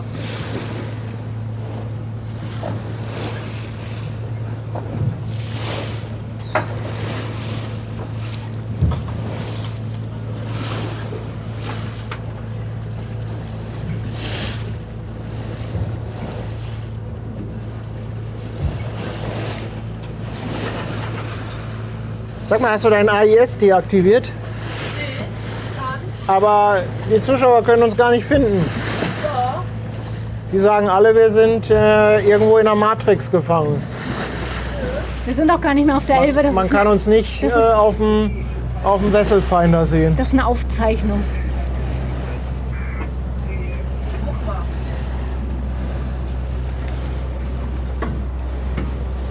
Also, es zeigt mir ja meine Geschwindigkeit nicht an.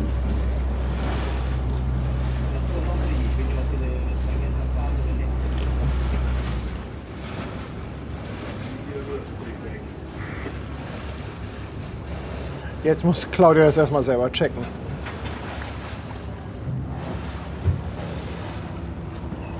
Jetzt passt das auch lichtmäßig besser.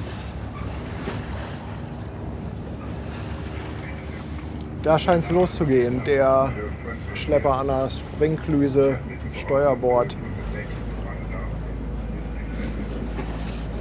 Scheint tight zu gehen. Sagt man das so? Tight gehen? Also auf jeden Fall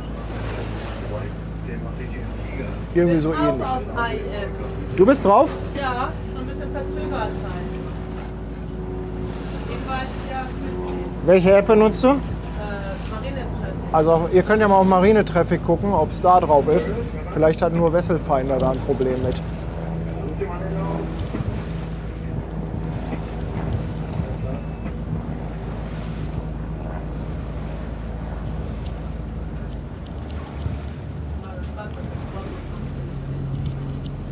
Also doch einige schreiben, Signal ist da.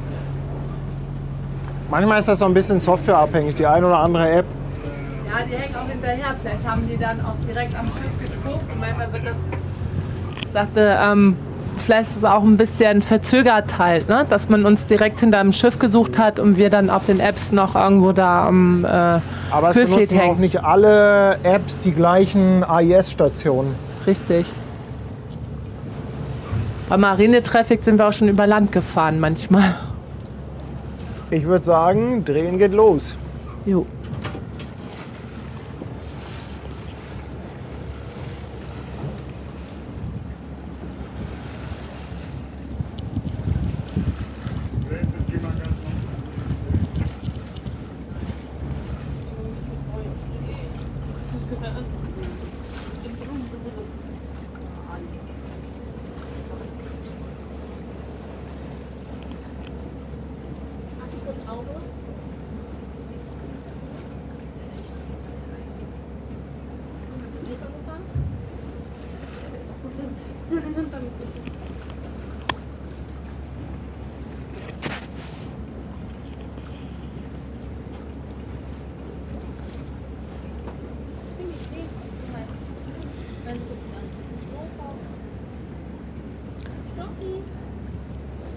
andere kommt aber auch dichter, ne? Josephine, danke für 18 Monate. Wünscht uns allen einen schönen Abend. Herzlichen Dank. Und Gerd Foto ist seit 8 Monaten dabei. Er sagt, er sieht uns auf dem Wesselfinder. Ja, dann ist das irgendwas mit der Matrix.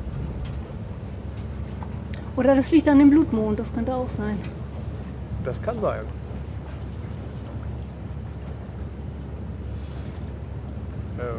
Mr. Karboga, this is the port of Hamburg.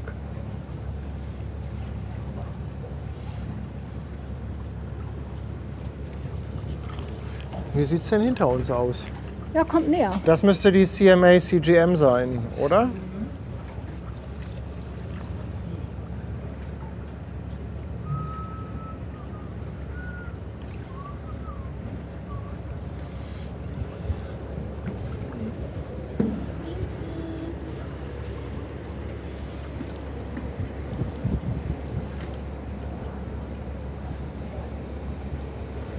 Da.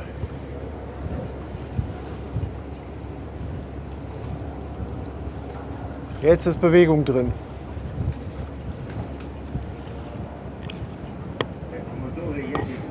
So, was hatte die Houston Express? 300 Meter oder 330?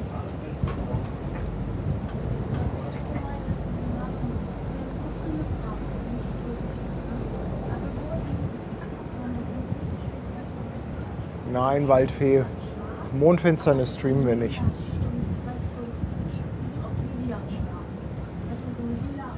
Ach, 368 Meter. Okay. Dankeschön.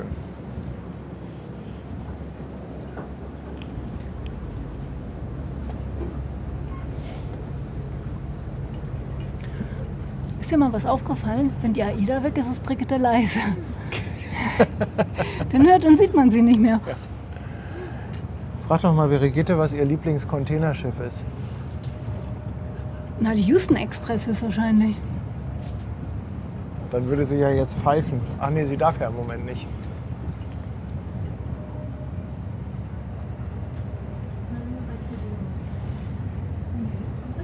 Oh.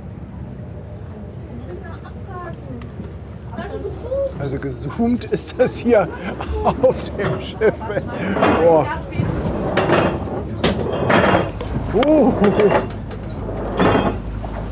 War die Fähre. Ach, das ist die Welle von der Fähre gewesen? Ja. Ja, die machen immer gut Welle. Ja, gerade die alten auch, ne? Die alten Namen.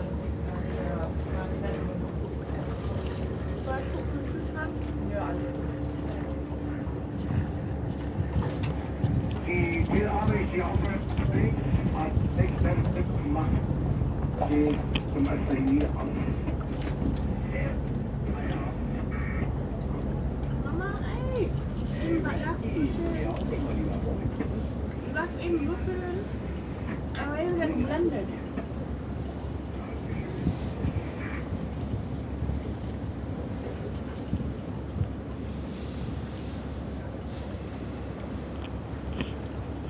Wir müssen vom 31. Oktober ins Westspiel.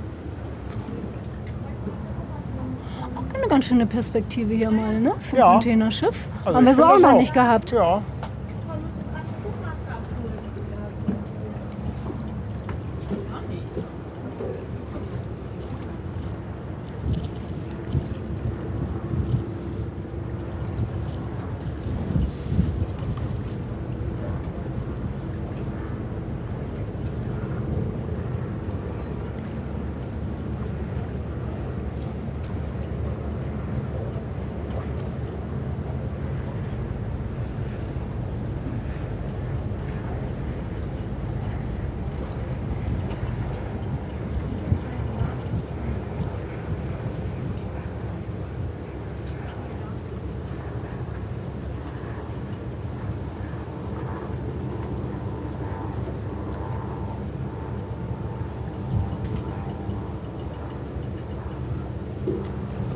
Guck mal, Kerstin schreibt, sie fahren doch nach Norwegen.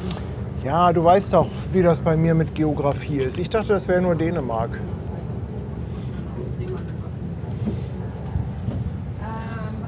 Also klappt das doch vielleicht mit dem Treffen mit Torben. Mit Tom, ja.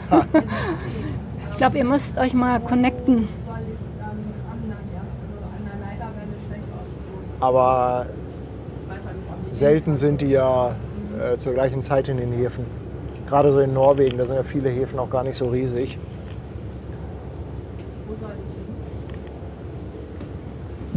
Aber lustig wäre es schon.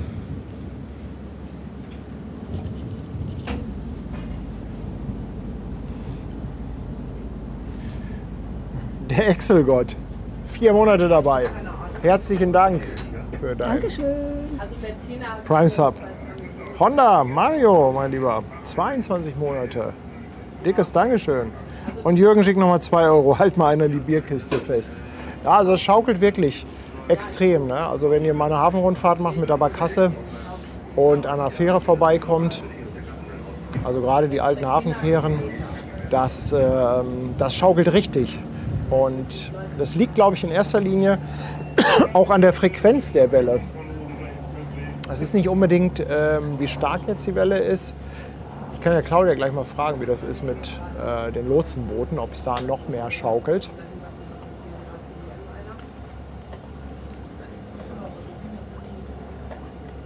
Ja, also ich bin jetzt beim Travel war ein bisschen schwer, bin dann auch rechtzeitig auf die Elbe gefahren. Also wenn ich da ankomme, dass es ein bisschen länger dauert, weil dann die Zeit bin ich weiter reingefahren und ich habe Angst gehabt, dass die in dem Moment abbiegen und mithalten. Und dann so direkt beim Seemannspistol hat es ja dann aber natürlich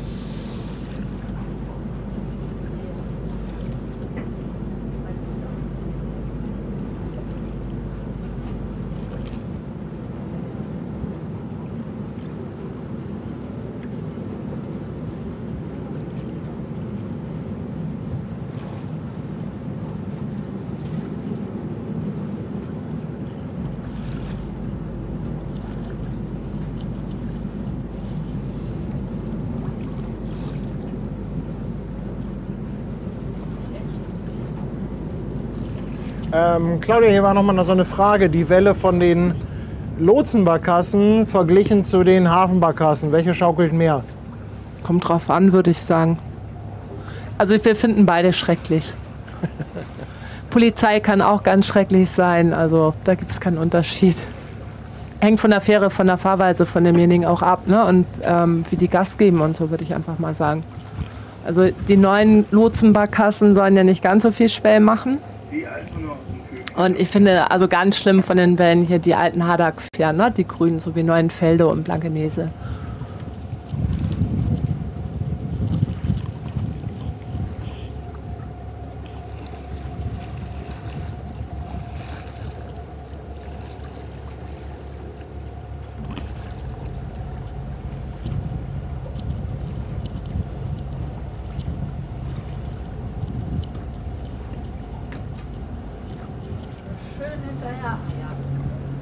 Das ist doch entspannt, oder? Im Vergleich zu der Jagd nach Aida Luna. Guck mal, jetzt kommt noch die Hapag-Lloyd-Fähre passend zum Hapag-Lloyd-Schiff.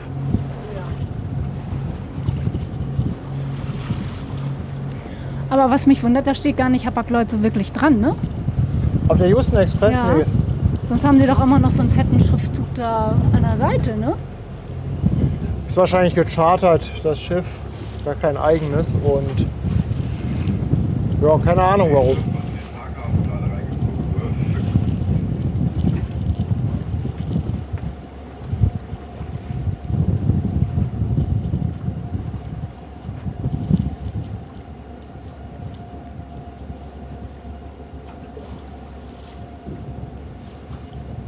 Das Seeschiff im Parkhafen für Klein-Erna-Rhein.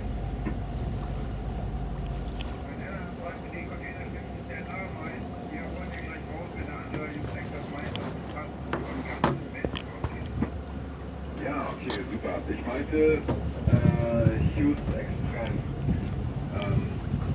Hughes Express bitte für die kleine Erna.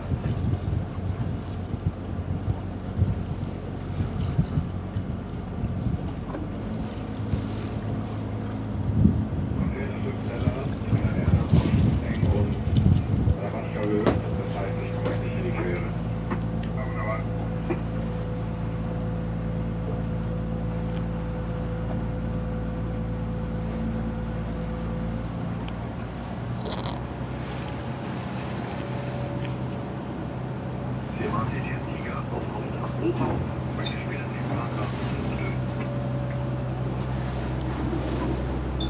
Wir können ja nach hinten nochmal.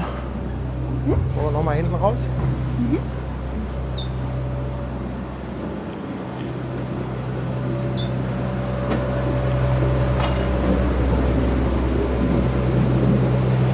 So, was ist das hier für ein Kaffeeklatsch mit euch? Die Kameras glühen schon wieder.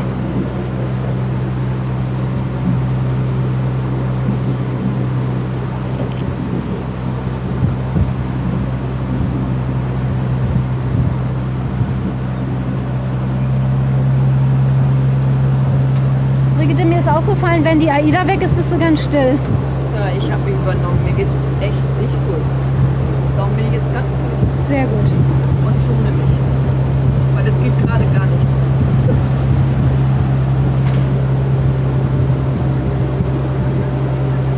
Ach, da steht vorne auch SFL dran. Da ist gar kein... Also das ist definitiv ein geschartertes Schiff. Ist richtig ungewohnt, wenn da nicht Hapag-Lloyd draufsteht. Ich habe auch wirklich überlegt, ob es ein Hapag-Lloyd-Schiff ist Guck eben. mal da, wo das Hamburg-Wappen hingehört, was da ist. SFL.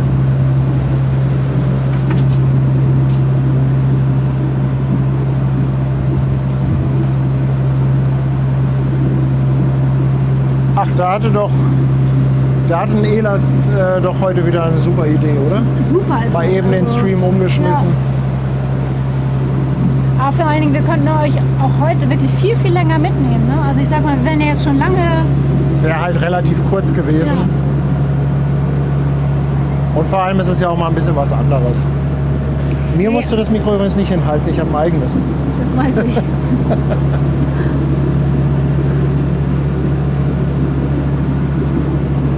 Aber ist ja heute noch mal bei dem Wetter. Wer weiß, wann das Wetter wieder so gut ist, ne? Aber zu den Cruise Days soll das auch gut werden. Also kleine Hafenrundfahrt mit Elas. Zu den Cruise Days ein paar Karten gibt es noch.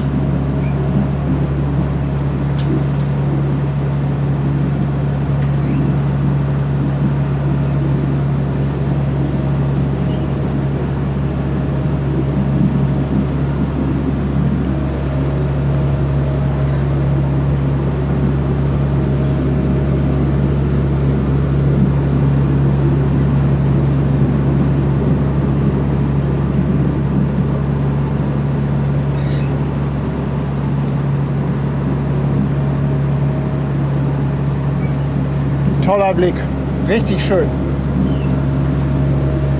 Aber hier die CGM, die kommt auch richtig nahe.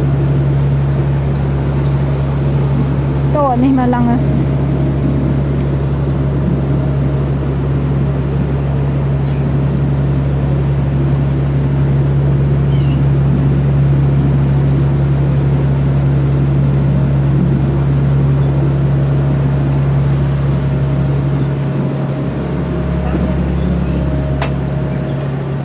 Möchtest du ein Getränk? Sandra lädt dich ein.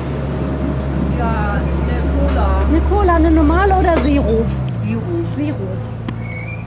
Guck mal, Sandra, ich bediene jetzt hier mal die Brigitte. So?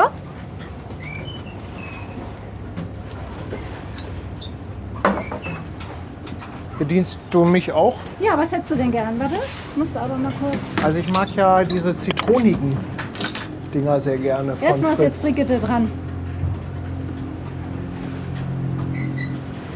Bitteschön. Ich kann nicht nur Mikro, ich kann auch hier Tresen. Meinst du das hier? Ja. Komm, und Getränke gibt es auch immer bei Elas.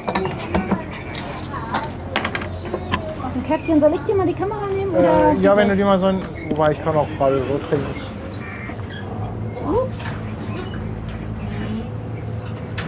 Die sind ja so klein, die kann man so exen. Willst du noch eine? Aber ich finde, diese Zitronenlimo, die schmeckt immer nach Italienurlaub. Lass mal probieren. Oh ja, das stimmt.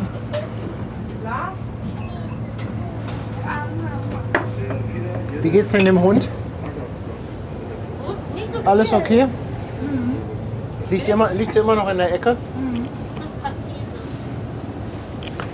So, dann können wir ja mal ein bisschen Terminal gucken. Kommen wir ja auch normalerweise nicht so nah ran.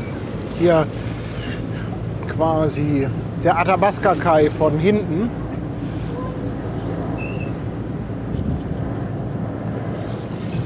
Also das hier ist übrigens der Parkhafen, dieses Becken, in dem wir sind. Da fährt noch die Containership Stella raus. Oder Stellar. Und das ist hier eigentlich so das alte Wendebecken. Und ich glaube, die können hier Schiffe bis 366 Meter drin drehen. Aber manchmal, wie wir gerade gesehen haben, drehen sie die natürlich trotzdem draußen auf der Elbe. Und die 400er, die passen hier aber nicht rein. Der Hafen soll ja dann entsprechend etwas umgebaut und erweitert werden hier. Also da vorne quasi jetzt diese Baumreihe, die ihr da seht, da soll eine ganze Menge weggenommen werden, damit hier der Drehkreis im Parkhafen größer wird. Und da sollen dann auch noch Terminals hin, beziehungsweise Terminal soll verlängert werden vom Eurogates, ich glaube für 2 Liegeplätze von großen Containerschiffen.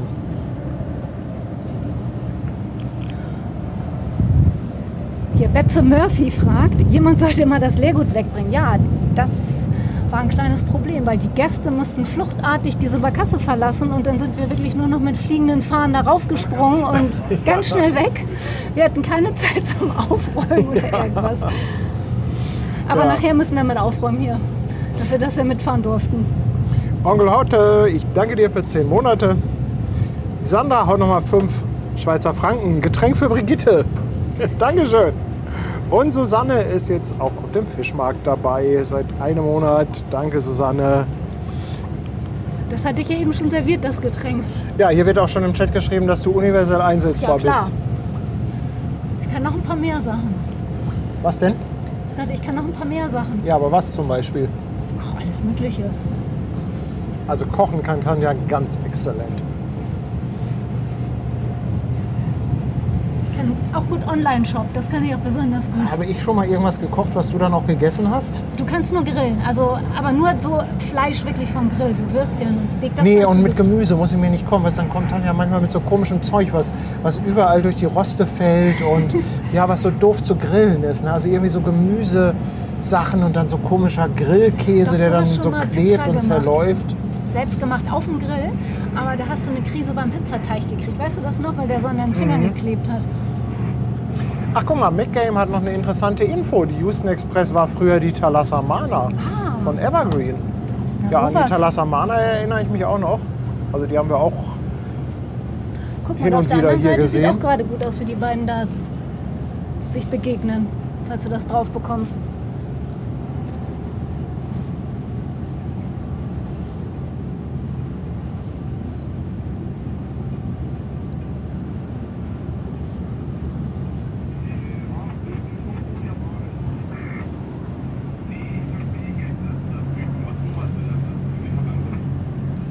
Guck mal, Brigitte kriegt jetzt auch schon Geld für Blumen. Ich muss ja nächstes Mal einen Blumenstrauß mitbringen. Aber das mache ich doch gerne.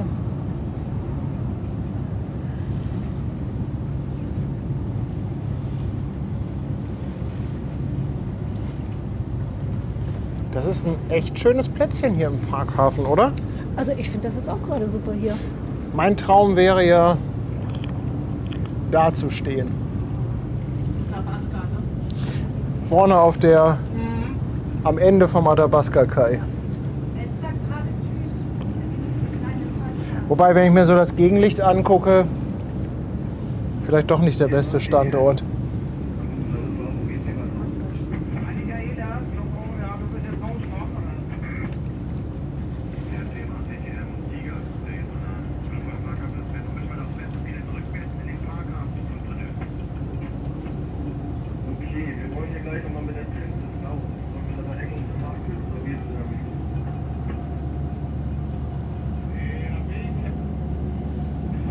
Grillschalen, Alufolie, das kommt mir alles nicht auf den Grill. Was durch ein Rost fällt, hat auf dem Grill nichts zu suchen. Auch so kleine Würstchen, ne? Die hast du auch für die Pesto. Ja, weil die sich so doof drehen lassen. Und ich esse die so gerne. Dabei 4 kleine kannst du auch eine große essen. Ja, aber 4 kleine schmecken besser als eine große, finde ich.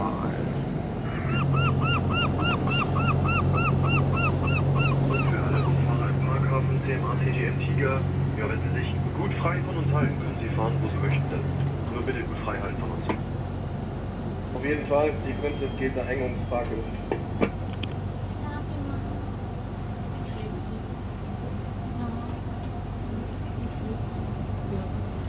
Schläft?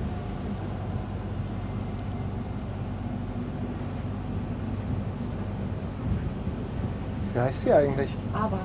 Aber? Aber. Aber. Mit Nicht. V. A-V-A. Aber. Ja, wer ruft dich, ne? Ja, Stefan und Christoph Tiger, vielen Dank für den Containerschiff Stella. Wenn alles klar, gerne, jupp. Aber meistens wird immer stinkig genannt. Nee, Chris, wer Alufolie zum Grillen braucht, ist kein Profi.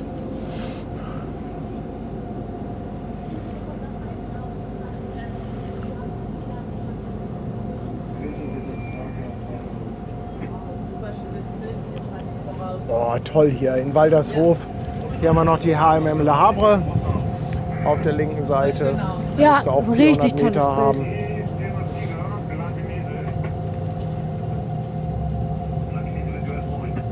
Houston Express geht, wahrscheinlich Eurogate. Entweder ganz hinten, hinter die Maersk oder jetzt direkt hier davor.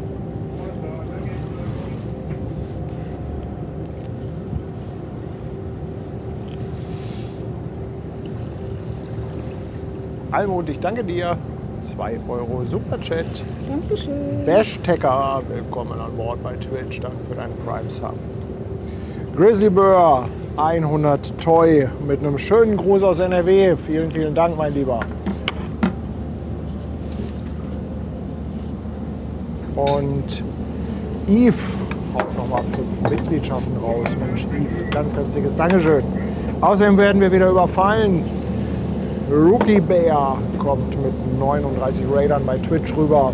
Willkommen an Bord hier im Hamburger Hafen. Schön, dass ihr da seid.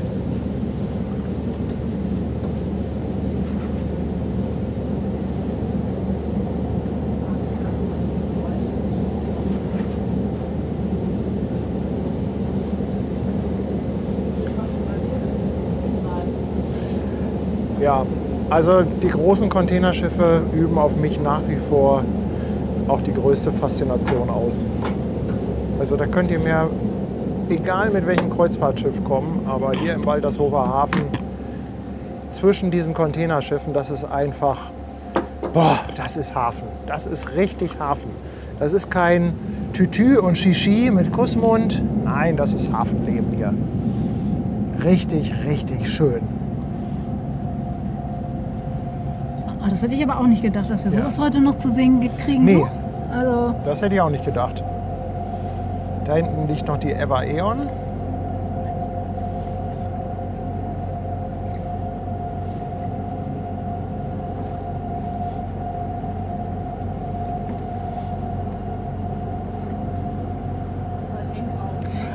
das sieht richtig eng aus.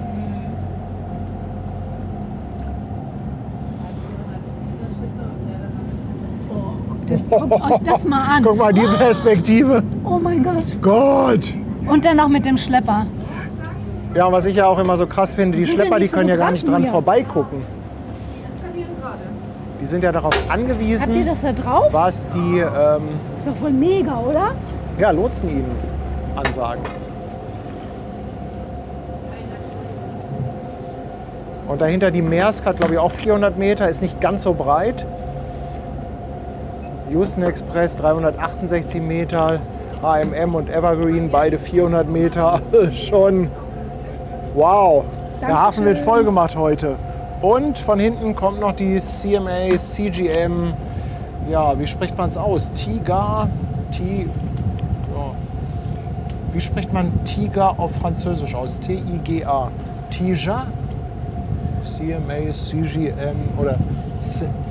Ich kann nicht mal mehr das französische Alphabet. Komm, wir lassen es lieber. Also da hinten kommt noch ein blaues Schiff. Ich hab's Tiger genannt, hört sich wild an. Ja. Es gibt auch so ein Lied, ne? Wie heißt das noch?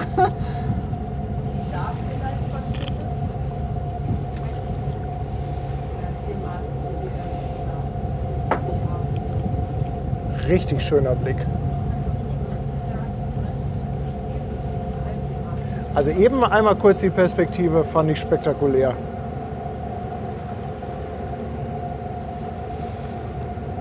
Ja, schön, hier kommen wieder ganz tolle Details. Moin aus der Badewanne. Ja, viel Spaß, würde ich sagen. Sieht hier auch ähnlich aus bei uns wie in der Badewanne. Aber hast du sowas hier schon mal so dicht schon mal gesehen hier? Nee, ich auch noch nicht. Es ist immer wieder faszinierend. Also wir haben es ja schon oft gesehen und sind ja schon oft dran vorbeigefahren, aber es ist immer wieder dieser Wow-Effekt, wenn man sich dann den großen Containerschiffen nähert. Und da wiederhole ich mich auch, du kannst die Größe von so einem Containerschiff erst begreifen, wenn du ganz nah dran bist. Von weitem kannst du diese Masse, diese Größe, die kannst du nicht begreifen. Erst wenn du so ganz nah rankommst und dann ja, dich verrenken musst, wirklich ganz weit nach oben gucken, um zu sehen, ja, wo das Ende des Schiffes ist.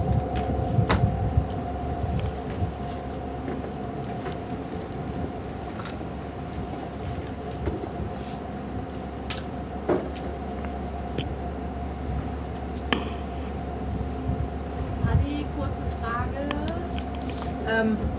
Möchtest du, wenn wir den da hinten beim Drücken lassen und beide drücken lassen und dann irgendwie ein bisschen liegen bleiben, oder willst du lieber, bevor der drückt, dass wir wieder rausfahren? Sollen wir nicht, wenn der drückt, einfach hinten durch die Schleuse, ab durch die Mitte? Bevor er drückt, da komme ich glaube ich nicht mehr dran vorbei. Ah, Deswegen ist die Frage, warten wir oder drehen wir um, bevor er hinter uns drückt? du mach das, wie du meinst. Also wir können noch gleich hier geradeaus, also Also da komme ich ja nicht vorbei. da, Das ist ja nee, da musst du warten, bis er am Liegeplatz ist, ne? bis er am Liegeplatz ist, und wahrscheinlich komme ich da nicht vorbei, weil er drückt. Und der nächste kommt ja schon. Echt? Ist da nicht genug Platz, wenn der drückt? Also ich weiß es nicht. Du hast da mehr Erfahrung. Ich hätte jetzt gedacht, dass man da, wenn er drückt und am Liegeplatz ist. Nee, Aber das weiß ich jetzt nicht. Wenn er drückt, dann denke ich, wird es zu eng sein. Aber wir hätten eine Chance, hinten wieder rauszufahren, bevor er hinten drückt, weil das dauert Ja, dann machen noch wir ein das bisschen. Aber wir drehen erstmal noch mal ein bisschen und fahren Ja, bis ich will jetzt erstmal die drei nebeneinander hier nochmal zeigen. Ja, ein super schöner Blick hier voraus. Das ist die Sache halt, ne?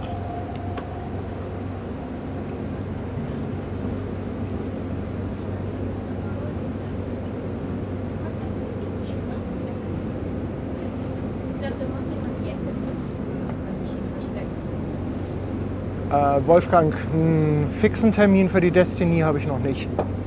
Es geistert immer noch 18., 19. September rum, aber da ist noch nichts bestätigt.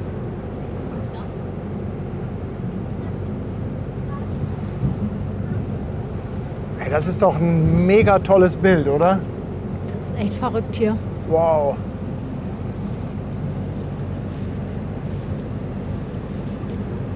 Also ich glaube, die Speicherkarten sind doch alle wieder voll hier. Ja. Willst du mal ein Foto machen? Soll ich die Kamera nehmen?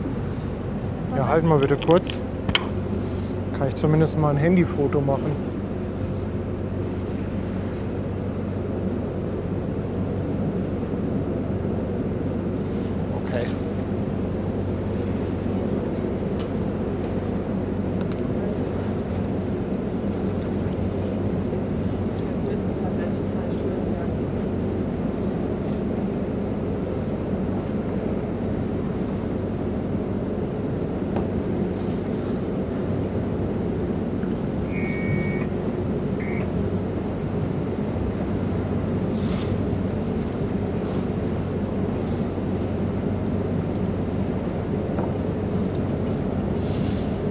Nochmal interessante Info vom Fletenkicker.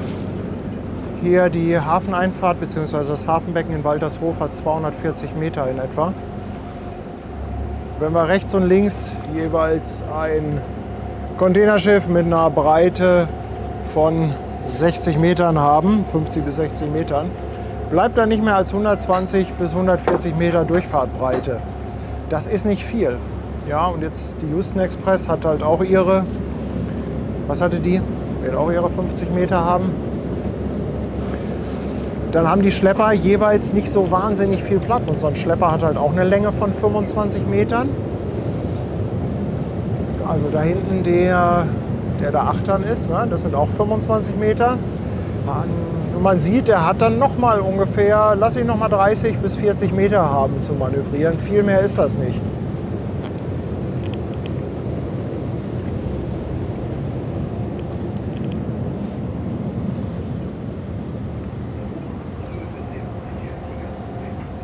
Also ihr versteht, warum das einen kleinen Moment dauert, bis die da hinten drin sind.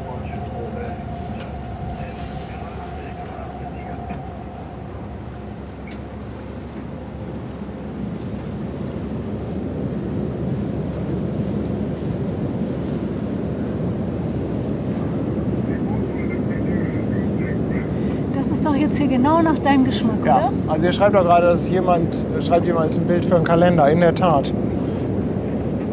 Aber ich habe,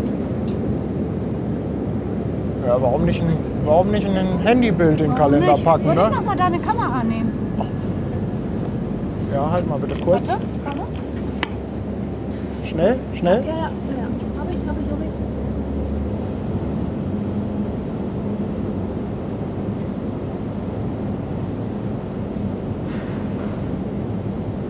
Ja.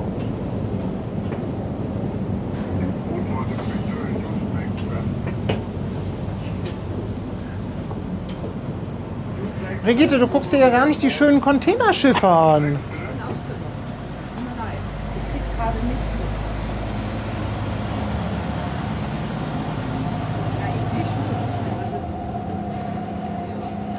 Kriegen wir noch richtig was geboten heute, oder Martin? Richtig cool. Also das bei dem Licht, ich finde ja diese Farben einfach toll. Also ich finde das farblich jetzt, also das ist einfach, das ist Kunst.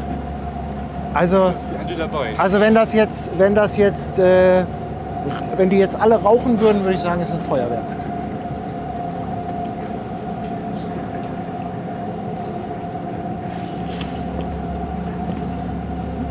Boah.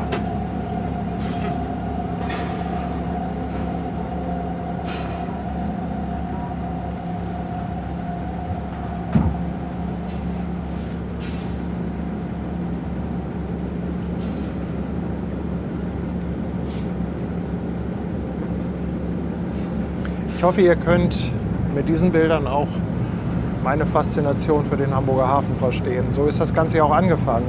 Ich hatte nie mit Seefahrt was am Hut und habe aber immer diese riesigen Containerschiffe hier gesehen, auch wenn man mal am Elbstrand saß, wenn die vorbeifahren. Und ich wollte da immer mal mitfahren. Und irgendwann hat das geklappt und seitdem hat es mich einfach gepackt.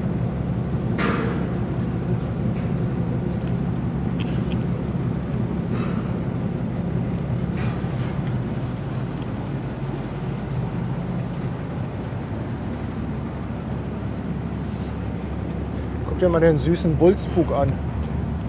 Geht das überhaupt als Wulstbug durch? Ist ja winzig. Stummelbug.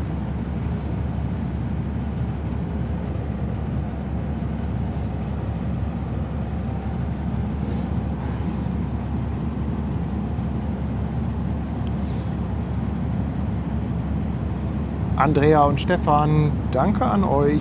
5 Dankeschön. Euro. Sharpie, danke für deinen Prime-Sub. Welcome on board. Sandra, 5 Schweizer Franken. Getränk für Claudia als Dank für die tolle Begleitfahrt. Ja, ich Und die frag sie Bilder, gleich mal, die ob wir sie dadurch was zu möchte. sehen bekommen. Ja, also Elas ist einfach so ein toller Laden. Wir sind so glücklich, dass wir die Ja. als Partner und Freunde haben. Und wer Also, hat's gemacht? willst du noch mal erzählen, wer da... Es wissen Ja, ja aber- nicht alle, wie das mit Elas entstanden ist. Ja, was habe ich schon Warte mal, gesagt? ich hau noch mal ein dickes Dankeschön an Yves raus, der nochmal 10 € da lässt. Mit einem besonderen Dank an unsere Mods. Ich habe es ja schon öfter Wie sind wir an erzählt. Ehlers geraten? Ich bin vom Bubenday-Ufer zurückgefahren zum Dockland und da war Niklas auf der Fähre oben. Ich hatte vorher mit ihm geschrieben und Patti sagte schon so, Niklas hat einen Azubi an Bord. Also wir waren zu zweit, der ist schon ein paar Mal bei uns vorbeigefahren und ja, dann bin ich hochgegangen auf die Brücke, hatte ich gefragt, ob das okay ist und da ist dann Leon von Barkassen Ehlers gefahren. Aber jetzt nicht als Azubi, sondern die kennen sich ja und Leon macht ja auch sein Patent hier im Hafen und der fährt ja noch ab und zu mal Fähre. Ja, und sind halt Kumpels und so sind wir ins Gespräch gekommen. Und dann hatte Leon gefragt, Mensch, wollen wir nicht auch mal was zusammen machen? Ja. Und da habe ich die Frage nicht verstanden. Und das ist daraus geworden. Und ich glaube, die Woche drauf haben wir uns schon gleich mit denen getroffen. Ne? Und Ja. Dann, ja. Eingetütet, würde ich mal sagen.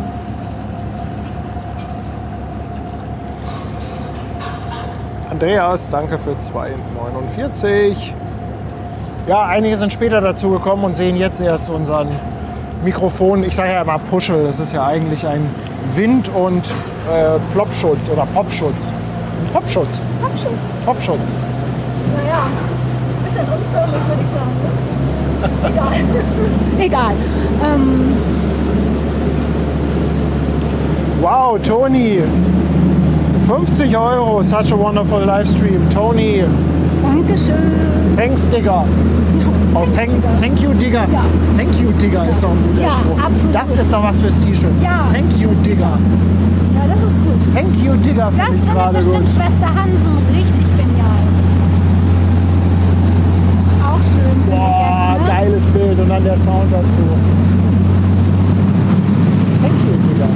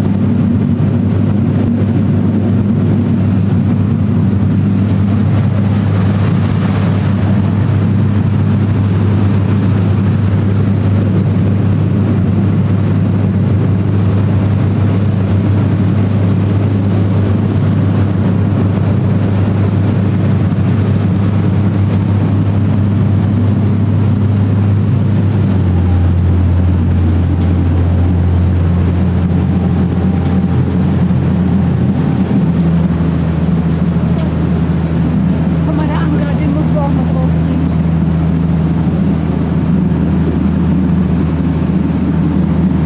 Mega.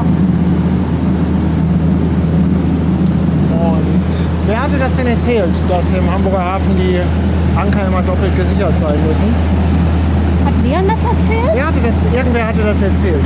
Genau aus dem Grund, weil halt Barkassen unter den Ankern durchfahren, muss da immer noch eine doppelte Sicherung angebracht sein. Aber vielleicht machen wir ja auch noch mal was mit Elas mal zur Abendstunde, ne? Da sind wir ja gerade am Überlegen. Ja, und Leon hat gefragt, ob wir wieder eine Glühweinfahrt machen wollen. Ja, auf jeden Fall. Ich habe Leon aber gesagt, ich habe bei dem Wetter jetzt keine Lust mit ihm über eine Glühweinfahrt zu reden. Doch! Glühweinfahren. Was haltet ihr davon? Ich finde das gut. Naja, aber es ist gar nicht mehr so lange. Dir kommt das Wetter jetzt nur so gut vor. Aber du darfst ja nicht vergessen, viele Zuschauer kommen ja vielleicht auch mal in der Weihnachtszeit nach Hamburg, verbinden das vielleicht so ein bisschen mit dem... Du meinst, dass die das auch länger planen können, dass Ja. man einen Termin schon mal raussucht? Auf jeden Fall. Ne, wenn jemand dann so einen Hamburg-Besuch macht und dann vielleicht mitfahren möchte, Du kannst ja mal mit Leon einen Termin suchen, Ja, dann das machen wir mache ich. zumindest so ein Save the Date. okay.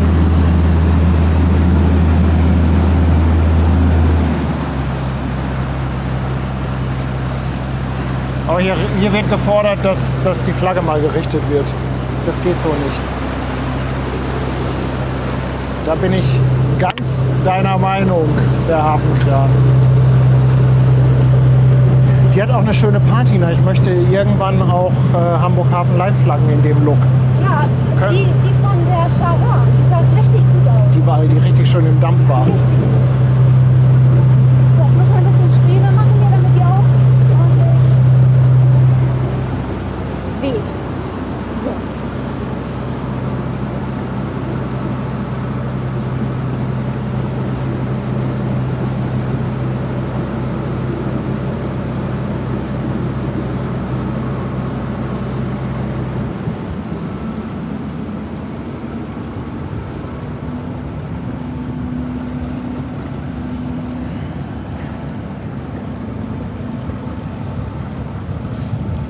Schön voll der Hafen. Also ich sag mal, heute Abend, blaue Stunde, ist das bestimmt toll zum Fotografieren. Mit Blutmond. Ja, der geht ja da hinten auf. Ne? Ich glaube, der geht der nicht in so irgendwo im Osten auf? Also weil zum Fotografieren kommt man ja nur da hinten hin, wo jetzt, also hinter die Houston Express von hier aus. Da würdest du, glaube ich, in die falsche Richtung fotografieren oder gucken. Ja, das macht dann ja nicht so richtig Sinn.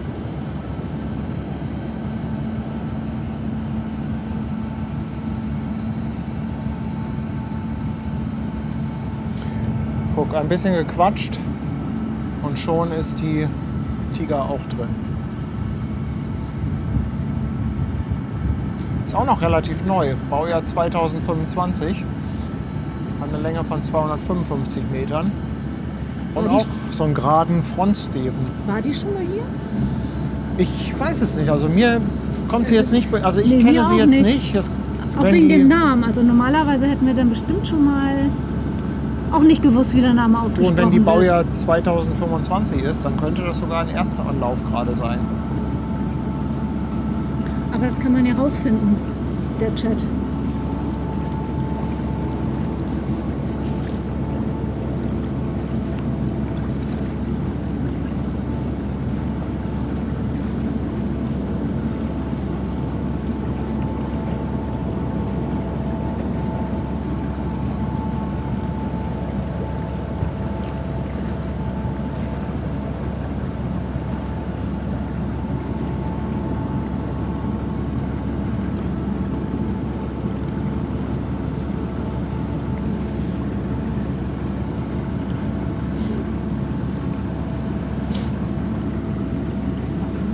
Da steht jetzt auch zum Größenvergleich mal jemand oben an Deck.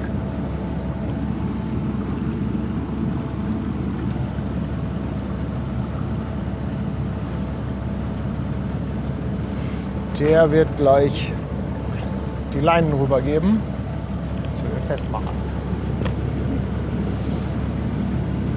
Andrea, ja, im Hafen wird 24 Stunden gearbeitet. Es geht auch gar nicht anders, weil der Hafen ja wie gesagt von der Tide abhängig ist, Ebbe und Flut, und es gibt halt Phasen, wo die ganz großen Schiffe zu Zeiten reinkommen, sag ich mal, wo der normale Mensch auch unterwegs ist. Aber dann gibt es natürlich auch Phasen, wo die Schiffe mitten in der Nacht reinkommen. 2 Uhr, 3 Uhr, 4 Uhr, 5 Uhr, weil es sich halt immer nach der Flut richtet. Ne?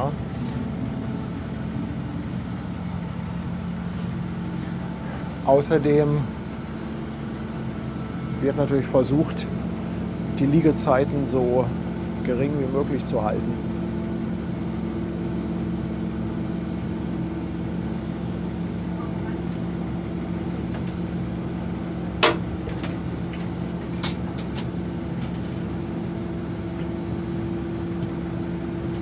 Ja, Wahnsinn. Richtig toll. Richtig, richtig gut. Claudia uns ja wieder ein schönes Highlight beschert. Ach, die ist auf Toilette. Brigitte fährt. Brigitte fährt. Brigitte fährt von hier. Mit ihrer Fernbedienung steuert sie die Barkasse. Wer steuert die Barkasse? Na, die sind ja zu zweit da.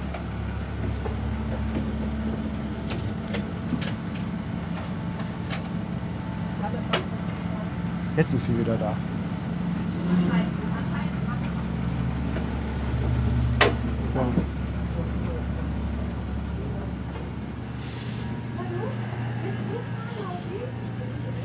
Andrea Schweiger, Dankeschön, 5,99. Drachenmutter verschenkt einen Sub an Sis, danke dir. Und Alex W., danke für deinen Prime Sub. Außerdem verschenkt Jürgen noch einen 5er-Pack. Dankeschön. Twitch, danke Jürgen.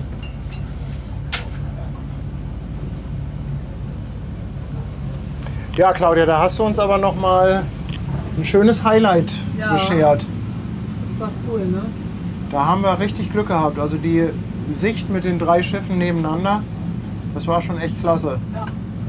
Das war eigentlich dazu, aber sonst zieht das hier so durch. Ja. Ja, war gut, ne? Ja. Ja, wollen wir langsam zurück? Ja. Ich glaube, die sind alle jetzt Gerne. fest und so. Guck, Ja. daran erkennt man den Hafenrundfahrt-Profi. Claudia greift sich gleich das Mikrofon. Ja, das stimmt. Was erzählst du denn immer so, wenn du jetzt so eine ganz normale Hafenrundfahrt machst und hier im Containerhafen bist? Ja, dann Willst erzähl du ich. nicht mal, Claudia, willst du uns mal eine kleine Kostprobe geben, was die Gäste erwartet, wenn sie mit Das, Claudia was sie eine bei uns Hafenrundfahrt allen machen? erwarten, bei Daniel, bei Ian und bei mir. Ja, also wenn wir hier in den Waltershofer Hafen reinfahren, dann würde ich dann erstmal erzählen, so allgemein über Containerumschlag. Und wenn natürlich Schiffsbewegungen sind, wie jetzt, dann lasse ich die Gäste einfach nur gucken und sage, oh, guck mal, wie toll der ist und so groß. Dann sieht man, wie die Schlepper anspannen und so. Und dann erzähle ich dann, wie das Schiff gedreht wird, ne? Das Lotsen dann beim An- und Ablegen natürlich auch das Kommando in der Hand haben. Ja, wenn ich dann was über die Schiffe weiß, über die Schiffsgröße, über die Schiffsbesatzungen und wenn die Schiffe stationär festgemacht sind, so wie jetzt zum Beispiel die Elva, wie hieß der? Eon. Und hier, die haben Le Havre. Ja gut, na, dann erzählt man natürlich, wie viele Container an Bord sind, dann ziehe ich mit den Gästen durch, ne, wie hoch die gestapelt haben, wie breit und dann lasse ich sie schätzen und dann gibt es dann die Pi mal Daumenangabe halt. Ja, und dann wird dann oft natürlich auch immer noch ein bisschen hier allgemein über Containerumschlag erzählt, ne, wo die Schiffe hingehen, wie die Waren weiter verteilt werden, weil Hamburg ist ja einfach immer halt auch Endhafen im Asienverkehr. Und da gibt es viel zu sehen, das ist immer ganz unterschiedlich. Man kann nicht sagen, man erzählt immer das Gleiche, man guckt auch immer, wie die Situation das dann eben halt abgibt. Ja, und bei einem so schönen Wetter wie heute ist natürlich auch immer ein Highlight der Elbstrand mit allen positiven und negativen Seiten ja auch. Ne? Und dann immer eine Bitte von mir, bei schönem Wetter nicht tiefer als bis zum Zeh in die Elbe rein. Vielleicht habt ihr es eben beim Stream ja gesehen, wir sind doch ganz schön vertrieben worden und so geht es natürlich dann auch auf dem Hauptfahrwasser zu. Ich frage mal in den Chat, wer von euch ist denn schon mal mit Claudia gefahren? Der ein oder andere Zuschauer oder Zuschauerin? Ja. Also ich Ist ja schon mit dir glaube, unterwegs gewesen. wir haben heute früh bei der Superhafen-Rundfahrt auf alle Fälle 2 Gäste gehabt. Das waren die beiden, die auch gefilmt hatten, wo du hier von der AIDA Prima zu uns aufgestiegen warst. Und eben bei der Fleetfahrt war auch ein Gast dabei, der hat uns noch viel Spaß beim Stream gewünscht. Ich weiß nicht, das war der letzte oder vorletzte Gast, der ausgestiegen war, wo wir den fliegenden Wechsel gemacht haben. Und zurzeit ist es wirklich so, dass wir echt immer so pro Tag 2 bis 4 Gäste über Hamburg Hafen Live dann tatsächlich auch an Bord haben. Und das freut uns natürlich auch immer wieder, ne? Kommt an. Ich weiß gar nicht, wie es ausschaut mit den Cruise Days, ob wir da noch Karten übrig haben. Ich glaube, wenige Restkarten. Also ich glaube so um die 20 Karten insgesamt noch. Ja, wenn überhaupt, genau. Ja. Ne, weil Das war vorhin. Das war Genau. vor dem Stream. Kann sein, dass wieder ein paar weggegangen sind. Ja. ja. Guck hier, Christian schreibt, direkt bevor wir auf die Barkasse sind. Also sind einige im Chat, die schon mit dir gefahren Ja. sind. Viele auch Wiederholungstäter, ne? Zum Beispiel hier Hansi Fischeis oder hier Anja war schon ein paar Mal bei uns mit und kommen immer viele Gäste, die dann Ach, das ist einfach toll. Wir haben komm. eben schon erzählt, wie uns das freut, dass wir euch kennengelernt ja, haben. uns freut uns das natürlich auch und es macht auch immer viel Spaß, ne, mit euch mitzufahren. Deswegen ja auch die Idee, was ihr geht, AIDA Luna, ich habe das gar nicht auf die Reihe gehabt, dass heute Ben hier auf Reise geht, obwohl er das ja auch mir geschrieben hatte und ja, dann kam ihm spontan die Idee, wenn wir Paddy so liebevoll verabschieden, dann müssen wir auch Ben entsprechend mit Kirsten verabschieden. Und ich glaube, die haben sich mega gefreut. Schade, dass sie nicht in Hamburg wieder ankommen. Also abholen in Kiel wird etwas schwierig. Ja, das stimmt. Das ist ein bisschen schwer, ja. Das würde den Rahmen sprengen. Aber ihr könnt sie ja mit dem Auto abholen. Das machen wir auch. Ja, passt dann doch. Na, oder nimmt er noch ein paar Freunde mit, die dann auch mit dem Auto sind? Oder Brigitte dann? Kommen wir da mit 3 Autos? Ja, oder mit dem Bus. Startet ihr im Bus, das passt doch auch. Ich finde, wir streamen die Autofahrt schon und Ben streamt schon aus der Kabine und dann, wenn sie ankommen. Gibt genug Möglichkeiten.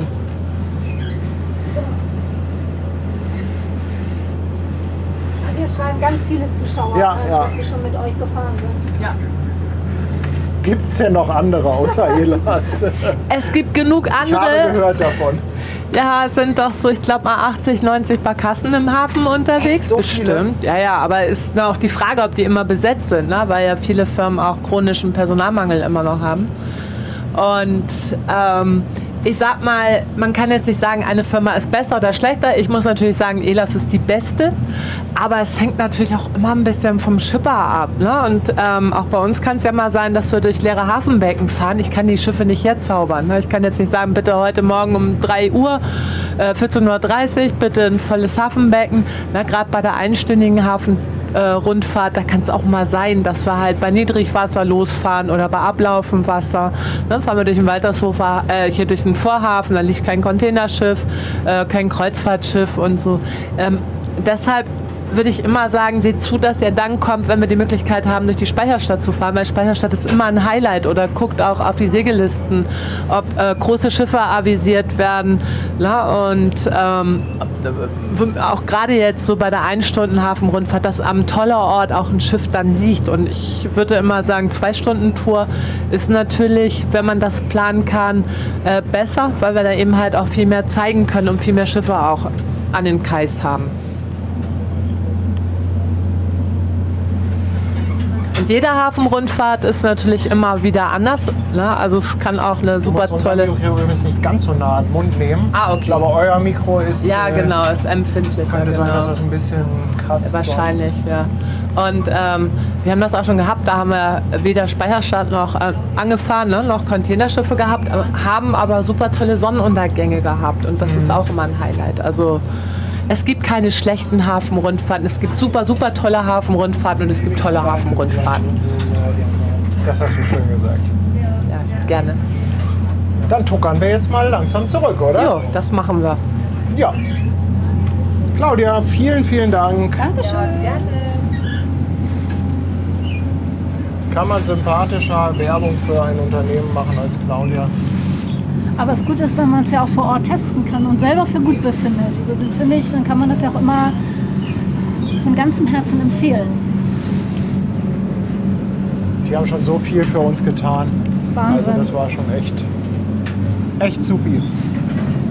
Ja, also wir tuckern zurück. Ich würde sagen, das ist jetzt auch langsam Zeit für die Verabschiedung, Die Fotografen, die sind auch schon völlig fertig. Den rinnt schon der Schweiß runter. Ja. Denkt dran, Jungs, morgen ist Montag, da könnt ihr euch wieder ausruhen. Ach, guck mal, wie schön das jetzt ist.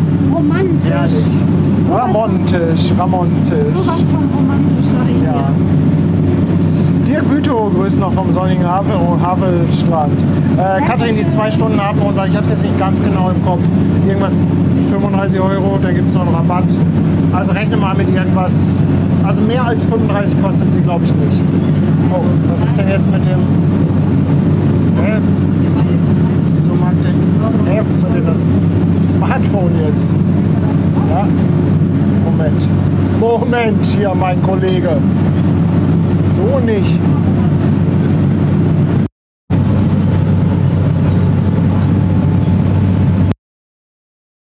Jetzt passt es wieder, ne? Jetzt ist es wieder da. Jetzt läuft es wieder. Ja, wollen wir uns mal...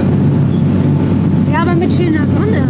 Im Hintergrund? Ja, wollen wir uns nicht umdrehen, das war so schön eben. Guck mal. haben wir halt Gegenlicht. Aber es ist geht doch auch. schön. Finde ich viel besser. das geht auch. Ja. Ja, ich fand, das war eine schöne Fahrt wieder. Eine Ja. super Idee von Elas, dass wir da kurzfristig noch den Plan umgeworfen haben. Kann ja nichts Sonst gucken hätten wir sonst, an der ne? Seemannsmission gestanden. Wäre auch toll gewesen. Wäre auch toll Weil gewesen. wir dann ja auch Ben noch mit der Schleppi-Cam versorgt hätten. Genau. Aber gut, es ist jetzt so, wie es ist. Es ist, wie es ist. Aber Ich wir hoffe- hätten diese schönen Containerschiffe nicht mehr bekommen. Genau. Ich hoffe, es hat euch auch gefallen. Aber das ist ja, glaube ich, auch eher eine rhetorische Frage. Also das war schon, bei dem Licht war das schon wieder echt eine ganz, ganz tolle Fahrt.